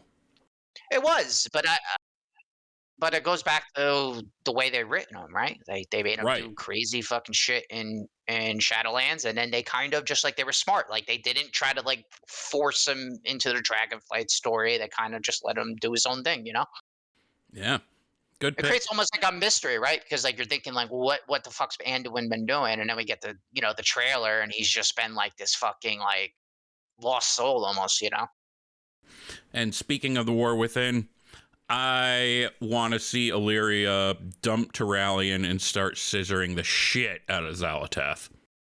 Just go for it, man. Shower show, ladies, let's go. Hell yeah. All right, so I'm the end of the snake, so giggity. I have two choices here to make. And it's going to sound like I'm dropping a meme, but I'm not. My first pick is G Firepaw. And here's why. He just gets shit on constantly. But the fact is, the guy is not given a lot of story anymore. He's barely acknowledged. And he's leading the Huoshan, whatever, Pandaren. And he's doing a damn good job of it, too. When's the last time you heard of them having any major trouble? Huh? He's doing a good job. G Firepaw. And I tried to put on Facebook that he spilled his Reese's Pieces all over the back of my car on a road trip one time. What? How's that? How's that work? Never mind. That was a really, really old draft that we did. Worst characters to take on a road trip. Oh, yeah. Yeah. My next pick, I'm going to say Muru. Because people have forgotten Muru. People don't pay attention anymore to the fact that the Sunwell only is back up because Muru, part of Muru was used to reignite the fucking Sunwell. Show some fucking appreciation. So yeah, I have G Firepaw and Muru. Are we going to name our teams after we're done with this? I was struggling with that. I don't think I don't want to. Yeah, I don't think we have to. Bent, what's your second pick? I'm gonna go with Flynn Fairwind. That's a good pick. He kind of comes off as, this drunken, just carefree guy, but I think they done a really good job writing him, and I think there's a lot more to come from him. Yeah, his backstory is actually rather tragic, too. And I think he's a lot smarter than he wants people to believe. Did any of you guys read that Exploring the Eastern Kingdoms book that Blizz put out a couple of years ago? Where it was like, so basically what it was like a diary of him and Matthias Shaw, like mapping out and traversing the Eastern Kingdoms. And they like explain like items to you and stuff like this. The only reason I mentioned the book though, is because it's them like sort of like their notes, their field notes and like these little things. But there's these funny things where like Matthias Shaw will put something and then Flynn will like draw like a little parrot or something. And he's like, and the parrot's saying like, rat. Something like funny, like to piss off Shaw. Like I couldn't tell you what it was. It wasn't like I love you or anything like that, but it was like something weird, like oh shiver me timbers, I'm so scared or something. And like they were like kind of rizzing each other in this diary a little bit. I don't know, it's weird, but it was cute. So he does have like this fun like backstory that isn't in the game, and I think they could do that. They could do more with him. I'd have drawn a dick instead of a parrot. Flerpy. It's not like that's not what they were doing, but it was kind of what they were doing, right? They were sexting each other in the diary. Flerpy, your next pick. Okay. Here, I'm gonna go with, and I think I might be wrong on this, but my reasoning, because I don't know if he's who actually said this or not, but I'm gonna go with the Monkey King. And the reason I'm gonna go with the Monkey King is, did he say the line "I'm gonna ook you in the duker," right, or whatever it was? Because that's like the most memorable sure line. That's not the monastery one, the brewery one. Yeah, That's a good pick. Yeah. Because people remember the line. They don't remember the one who said it. Exactly. That's my point. Good He's pick, like, man. I'm going to ook you all night long or something. Yes. Yes. The best line. Long. So, that's mine. The Monkey King. All right. Gershom, your second and then your third. Okay. My second, I'm going to pick King Mrglmrgl. I don't know if y'all remember him from the Boring Tundra. He's a Murloc. I'm using the air quotes thing. It's a Murloc that you do a bunch of quests for. He's the dude in a costume? Yeah, he's a dude in a costume that works for Dita and the whole Dita's little PETA quest line, all that stuff. But yeah, King Mrglmrgl, I think we should have seen him more. Although I don't remember how his story ends. Oh gosh, I hope he doesn't die. I think he shows up in Legion too, in High Mountain. Does he? Okay. Oh yeah, that would make sense. That's what I mean though. Like more little quests like that would be fun. I think King Mrglmrgl is almost like a little toy, like a little Easter egg. Like, oh, where's he gonna be in like each expansion? Sort of like Pepe or something like that, right? But like King Mrglmrgl. So I think he's underrated. And then I think do you guys remember when you do that quest in the Undead quest line and you have to hand out quests? So like Johnny Awesome comes along and all those guys come along. I think Orcus was underrated. Remember Orcus? Yep, the dude. Yeah, you end up going and killing like a bunch of bad dudes up at like the tower, and it's like Worgans and humans, and you go up there and then he like sacrifices himself and he gets like the heroes. I don't know. I feel like there should be like, is there like a memorial in Gate? Like, I wish you could like go to his grave or something. You know what I mean? Like, I want to see a little bit more of Orcus, like in like the canon of the game, because I thought Orcus was fucking cool. And I'm pretty sure at the time he was meant to represent the mega tryhard ICC 25 grader. Yeah. He starts out like dissing you. He's like, "Oh, I'm too busy doing rad shit, and you're lame," sort of like trope. And then like he's like his mount gets hurt or something, and he's like, "Well, help Orcus," and then you get his mount back, and then the mount takes you and his dead body back to wherever. Oh man, it's super sad. I would love to just see I would like to see him just sort of like memorialized somewhere. I guess I think that's why he's underrated, and he's beloved on the internet. Like anytime you look him up on like everyone just loves him. So I love Orcus, and those are my two: King Mrglmrgl and Orcus. Johnny Awesome's on the goddamn celestial steed, which everyone made fun of at the time, but then also everyone bought it. Also, speaking of ICC, I saw on Twitter, didn't your kid just run ICC for the first time? Oh, it was so cute. Yeah, she wanted to try it. She wanted to go punch Arthas in the head, so I let her. Did she get the horse? Oh, we did 10-man. Just, I mean, not that it would have been hard. It's just like, I have the horse anyways. Does it not drop in 10? No. I thought he dropped in 25 heroic back in the day. That's what I farmed anyways. I've been doing wrong. Fuck, I thought I could run through it I might faster. be wrong. I just thought it was 25 heroic. I said, why not just do it? Because I mean, I was like 60 or what in like BFA, whatever. I was like max level. And so I was just like punching things in the head. And that's what she wanted to go do. It didn't really matter which level it was because I have the gear and the mogs and everything. I did it so many times. I have every gray item out of it. It's ridiculous. Yeah. Side note, the 2 shots in that drink are catching up with me. What's your fourth choice? No, I had. It's not my turn. You had to pick your third and your fourth. I did. King Mrglmrgl and Orcus. She said second. That's and right. Third. Second and third. Oh, I get another one? No. I'm tipsy. Okay. Flerpy, you're up with your third. Okay. Can I? We get 5, right? 5, yes. Can I do my third and fourth together? Is that possible? Nope. The wheel decides. The wheel decides. The wheel decided. You I'm gonna fucking go heretic. with- Flerpy, you're a heretic. I know. No, the wheel decided. Shut the fuck up. I got it. I'm gonna do a little theme here, and I'm gonna go with Jarod Shadowsong, the younger brother of my Shadowsong. Just younger sibling, right? Forgot. And he still did some cool stuff. Yeah. He is Jarod shouldering Shadowsong. a heavy Jarod burden that he Shadowsong. is not credited with. I'll give you that. Yeah.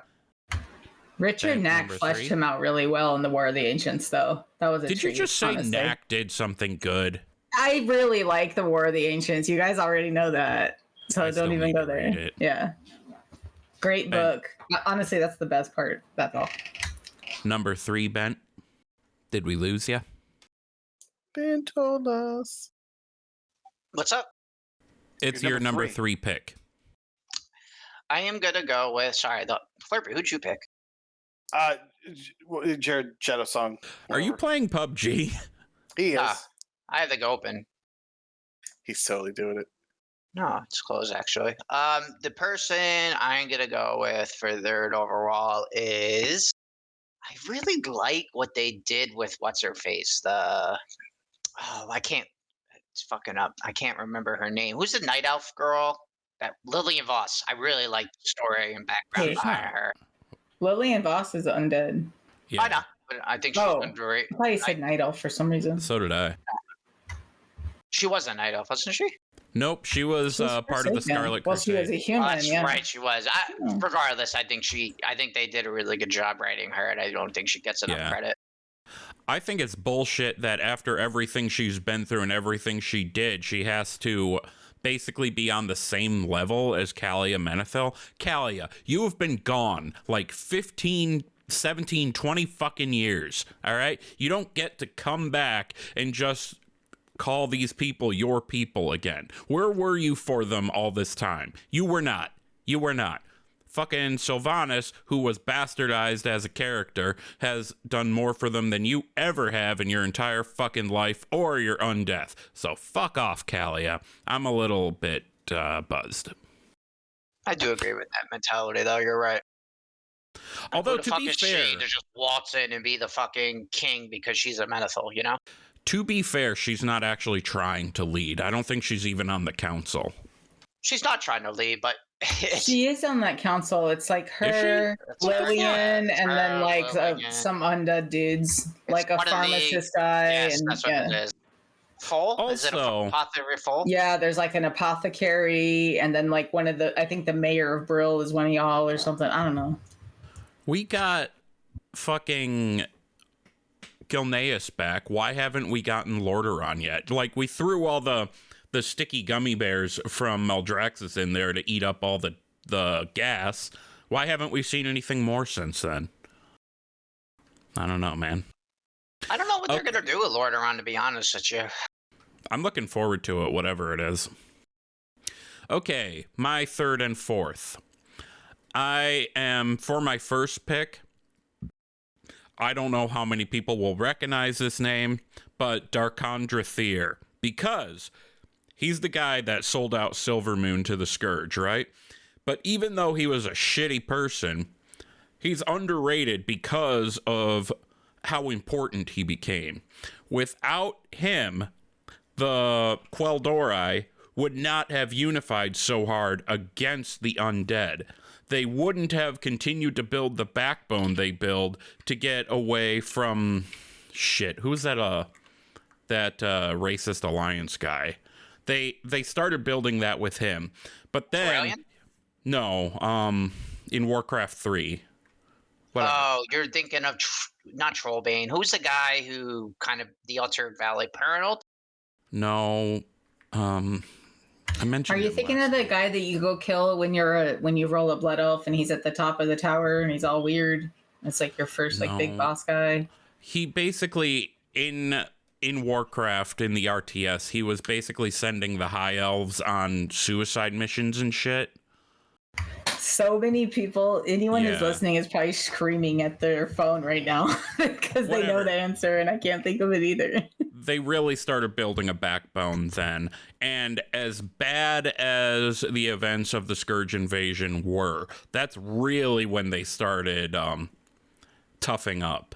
So, and beyond that, Dar'khan was doing some research into the void that Umbric Pissy Pants and all his guys were building on. So he ended up being a very important character, even though he's a piece of shit, but he's underrated. Dar'khan. Neat. And then my fourth pick, I'm actually going to say Gazlowe, surprisingly enough, because he's doing so fucking much to keep the goblins together as a people when his predecessor wasn't doing jack fucking shit. What was his name? The fat one. The fat goblin. With the cane, and it had azurite on it. I know who you're talking about. The guy with like 17 chins. Oh my god, what's his name? He's so annoying. Oh, Gallywix. Yeah. He didn't do shit for his people. He treated them like fuel so he could profit off of them. Gazlowe, yes, he's a goblin. Yes, profit's important. But he cares about his people, and he does not get enough credit for it. Gazlowe. All right, Bent, your fourth pick. Well, you just fucking stole my fourth pick. Really? You were going to take Oh my gosh, that's so funny because you're like a gambler type too. No, I agree, right? Like Gazlowe is like a degenerate too, but he's a degenerate with a heart, you know? Dude, the goblin's voices is your voice, Ben. Like, listen. I mean, really, they're kind of stereotypical what the goblins are supposed to be like, but that's neither here or there. But because there was some character that died, or multiple, and I don't remember the scenario, but he's like, send money to their families, don't haggle on the prices, or something like that. Yeah, he does some super righteous stuff for sure. Yeah. Gazlowe's a good dude. I mean, sending money to families who lost their loved ones isn't... I mean, yeah, you're right. I guess for a goblin, yeah. We do that in real life, man. I don't know who I'm going to pick now. I will go with, for my fourth pick, I am going to go underrated characters. I feel like I grabbed Anduin. I should have saved Anduin for the end. Nope, Rathian grabbed Anduin. Yeah, Rathian. Rathian's pretty, I think, well written, well respected. I'm going to go with Zappy Boy. Oh, that is good. That is good. Where is he? What happened? Like, he almost died in the book, and now he's like, what the fuck? I think he's still kind of like involved with the Zandalar, but I think he's like written as this like novice dude, but like he goes to Zandalar and, you know, he kind of like, you know, a little bit in a way accidents himself through, but I think they, again, did a great job writing him, and you get to see him like get confidence in himself. And by the end of it, he's just like a totally recognizable character. Like, and he's like, and he could have so much more. Like, his writing is so good right now, this second where they left him, that he can be picked up and done so good. So like, he could be such a good character. Yeah, I agree with you. So I think, like, obviously we have like the Vol'jin being rebirth scenario, but I think tied to that, I think Vol'jin's going to kind of come back, and everyone's going to like, oh, Rokan's like, I'm not saying Rokan's done a bad job. I think he's been solid for the trolls, but I think he's going to come in and like to I think one of you said it before, like with Calumet, like the best leaders are the ones who don't want to do it, and I feel like Zappy Boy. He doesn't want to be a leader, but that because he doesn't want that, because he doesn't have the political ambition, that's what's going to make him such a great leader. Someday. I don't think he's there yet. Yeah. He's not. He still has a little bit more development to do, but I think he went from this guy in like BFA being this like almost like boyishly worshiping Sourfang, you know? Yeah. And then I think they did a really good job like showing that like, yeah, Sourfang's a great war hero, but like, it's very conflicted. He regrets a lot of the things he had to do. Oh yeah, especially for a Blackrock. Also, Zappy Boy, his name, apparently, I looked it up, Zakhan. I forgot all about that. It is Zakhan. I just couldn't remember his name. Yeah, and I think like I mean, they pretty much leave him like he is one of the like pallbearers, right? That carries his body into Mrglmrgl, that carries Sourfang's body into Mrglmrgl. Yeah. With the tink, yeah, and Anduin's there, and Thrall's there, and he's there. And I think that was definitely a formative moment for him. They could go so many places with him. I totally love this pick.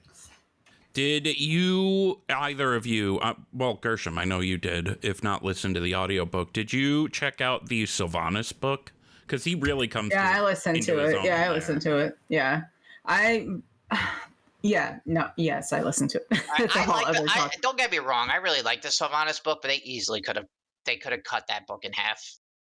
There was a lot of fluff. There is some fluff, but I felt like listening to it was like a fun experience. And honestly, not to go too far off the rails, but I was hoping for the same fun experience with War of the Scaleborn, and I just can't do it. I'm gonna have to do the paper version. The audio version was just really, I don't know, it was odd for me. I just found myself like wanting to fall asleep. Maybe because of Wendy Lee's voice. It's very, it's Alex Straza, but everything she says sounds like Alex Straza. It's like champion all the time. It's just like, I don't know. Wait, am I thinking of the right book that Zakhan shows up to? I don't, because the Sylvanas book, that was... Zakhan shows up in Shadows Rising. That's right. The BFA book. Right. Yeah, that's what I meant. The BFA book. Mm-hmm. Yeah, when the undead are trying to like spark a civil war and stuff, and he kind of snips it out. Yeah, and Nathanos broils him alive in like tar. Like loses all his skin and shit. Yeah, that's gnarly. Flerpy. Yeah, they could do more with him. They've got him in their back pocket. I don't think they'll get done with him yet. Flerpy, number 4 for you. All right, I don't know anything about anything. I'm gonna go with another sibling because I do know who Sylvanas is. So Sylvanas' younger sister, Vereesa, Windrunner. Ooh, she's a good character. Good one. You actually stole one from my list here. Oh, good. I also am. Yeah, just picked her just to fuck with you, Wooly. You got the cock block on Wooly there? I won. Even if I don't win, I win in my mind because I cock blocked Wooly. So there we go. I'm buzzed enough to agree with that. I'm actually going to make your argument for you. Here's why Vereesa is underrated. She's seen as this super docile, peaceful creature, but no, she has done so much to keep the Quel'Dorei that stayed with the Alliance unified. She's done a lot. She has been through the death of a spouse. She's raising twin half-elves herself, well, although they're probably adults by now. But she does not get the credit for everything she needs. Even in the Sylvanas book, it was more about, they were talking about any conflict between Illyria and Sylvanas, or who's going to take care of Lyrith, and Vereesa got left in the wind there. I'm making your argument for you, man. I appreciate it. Thank you. She has big mama bear energy. She's very docile, but you fuck with her family, and she's like my manager at work, Amy. Like, she's a very nice person, but the second she goes, like, something happens to one of her kids, dude, she is a different animal. So I agree. I think that's a very. I think that's all moms, because that's totally me too. I know, but I'm telling you, if you I feel like she has that extra, she just doesn't care. It's like a switch in her head. And when it comes to kids, like Vereesa, I feel like if anyone tried to fuck with her kid, she would literally if you found out, for example, it was a night elf. I'm just making shit up, right? She would literally do another Teldrassil. Hell yeah. Also, I'm just gonna say it: the correct Windrunner sibling died because fuck Lyrith. He's a pussy. He's a fucking pussy. And an idiot. Wow, and a fucking idiot. No, Wooly's getting into his cups. Lyrith is he's bringing the fucking heat tonight. Wow. I agree with you 100%, by the way. Lyrith is a fucking bitch. No. He's like, teach me how to fight, Vereesa. And she's like, yeah, I'll teach you how to fight. And after 45 minutes, he's like, all right, I'm ready to fight oh shit, was not ready to fight the orcs. No, okay, let me go play my little harp in the corner and hope they ignore me. Not that going into music is a bad thing, but Lyrith is such a pussy.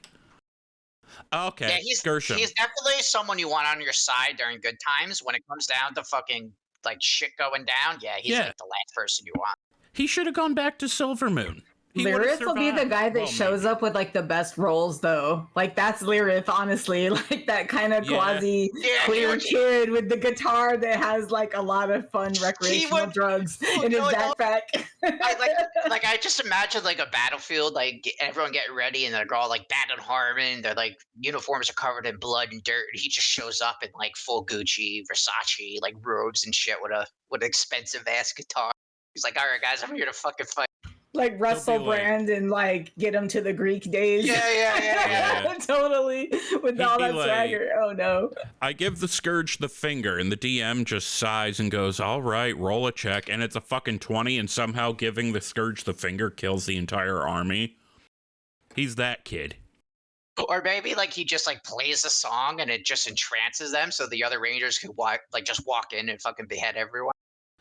Oh, why didn't they make him a bard? That's honestly, exactly what I was just thinking. Introduce the bard class. Oh, that would have been dope.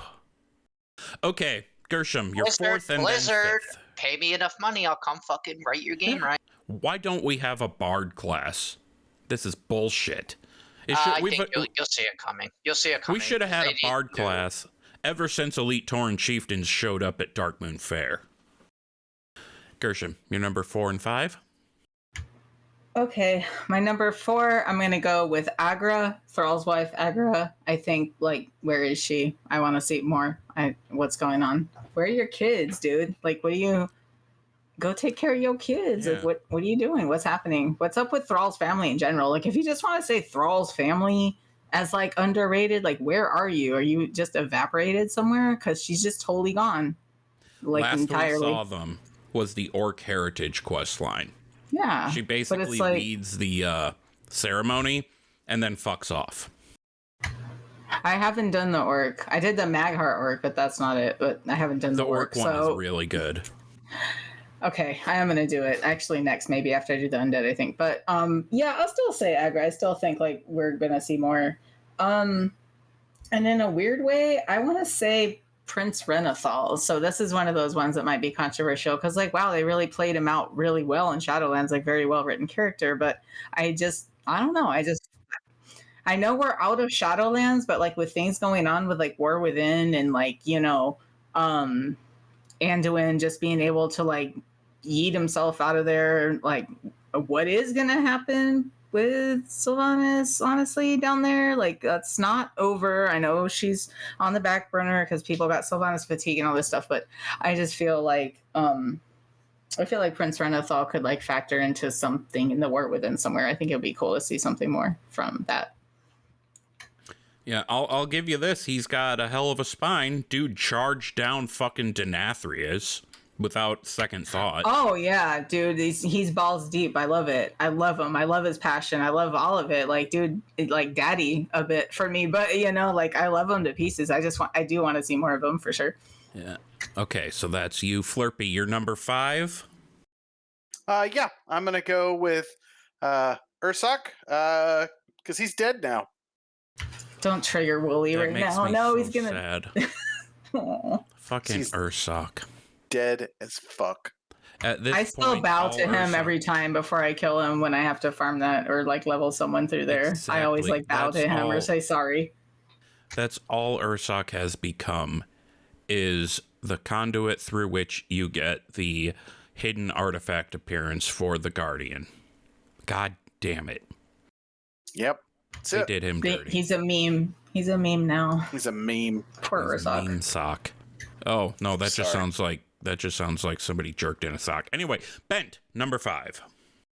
All right, so I don't know the actual name of the character, but I'm hoping Wooly or Gersho will know it because I'm going to describe it. So it's that in Pandaria, in the Dread Waste, it was that, remember the whole like story in the Dread Waste? You had to like awaken the Paragons that are like the manted people.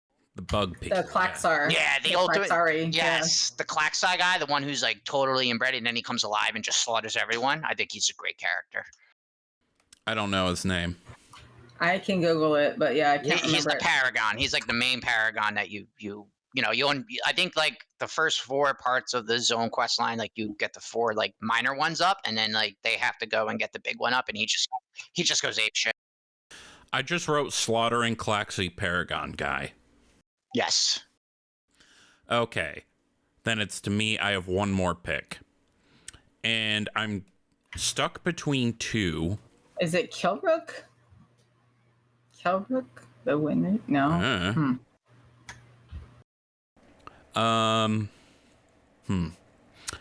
Jeez.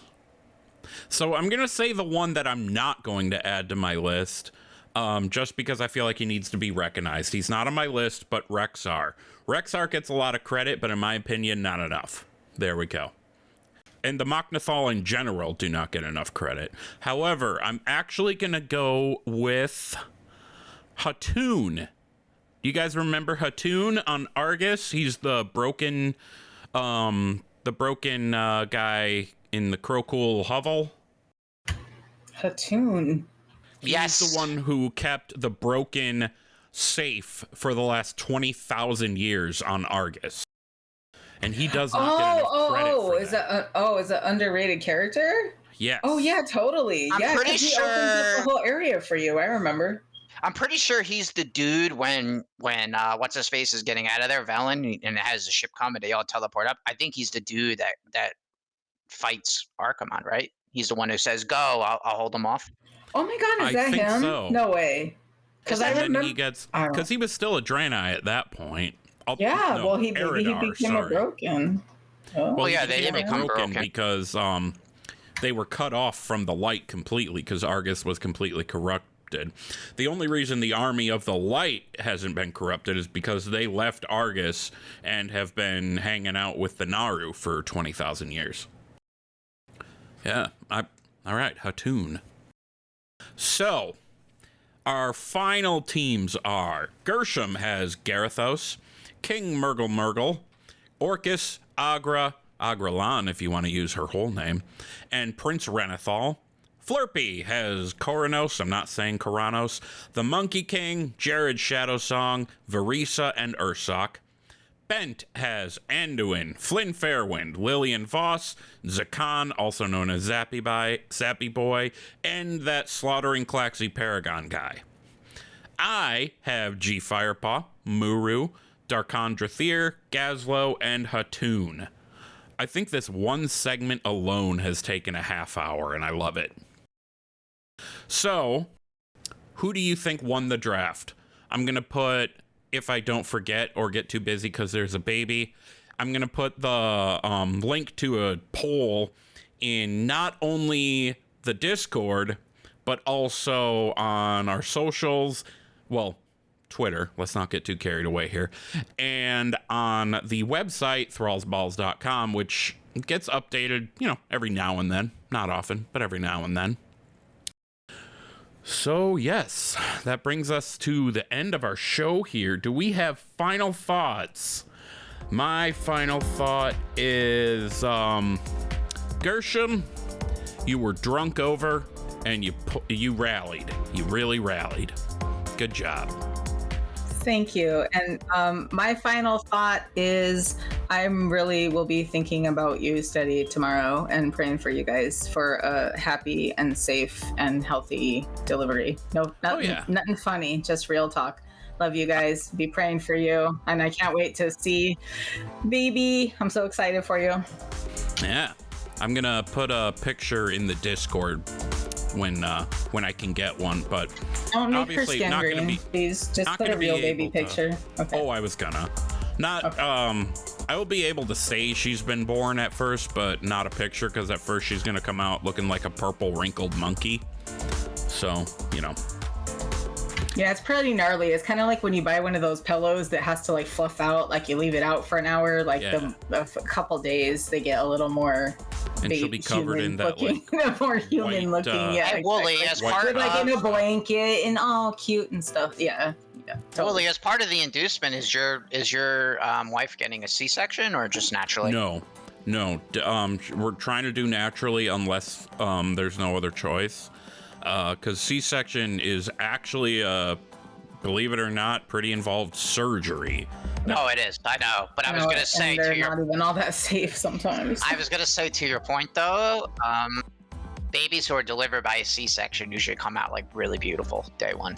That's true. Every time I see someone's new baby picture on Facebook, I'm like, oh, they did not give birth to that child vaginally at all. My children were total coneheads, dude. It's a thing. It happens. Flerpy, what's your final thought? Good luck tomorrow. Thanks, man. That's really all I got, man. I'm excited for you. You're gonna be a great dad. It's gonna be a lot of fun. Good luck. Thanks. Bent, your final thought? You don't have to mention my kid if you don't want. I got two of them. I have one that's serious and one that's kind of like joking. So first off, Wooly, congratulations. Thank you. I think you understand this is like a very, it's going to be a hard step, but I think it's definitely going to be one of the most enjoyable parts of your life, like taking care of someone you brought into the world and watching them grow up and shit. And, I'm really excited for you. I think, I think you have the right mindset to be a parent. You're worried about if you're going to be a good parent. I think that's like the sign of someone who's a good parent, if they're constantly worrying if they're doing a good enough job. My less serious note is, since we were talking about underrated NPCs, I just want to throw out there that 50 Cent's Back Down from his first album, Get Rich, Die Trying, is possibly one of the most underrated rap disses of all time. If you had to have me guess where you were going to go, I would not have guessed that was the direction. As soon as he started saying it, I was like, of course he's going to talk about fucking 2000s hip hop, because, why not? It's some of the best music out there to this day. Get Rich or Die Trying is one of my favorite fucking albums still. I don't give a fuck, dude. It's good. Holy fuck, y'all. This is a 2-hour episode. I fucking love it. My bad. Yeah, we definitely needed to catch up, though. This has been a lot of fun, but... Big time. Yeah. To those of you still listening, thanks for hanging in for this extra long episode. We're going to go ahead and get on out of here, though. You can go ahead and follow us in the social places.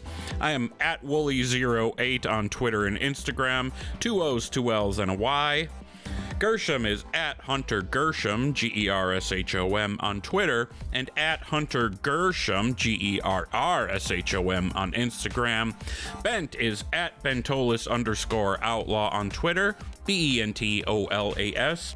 And Flerpy is at Fleecy the Flerpy on Twitter. That is FleecyThaflerpy. That's on Twitter. And the show, of course, is at Thrall's Balls Pod on Twitter, Instagram, and TikTok. For some reason, the outro is not playing. There we go. You can email us with any... Wait, what about edibles? You can email us with any feedback, thrallsballspodcast@gmail.com.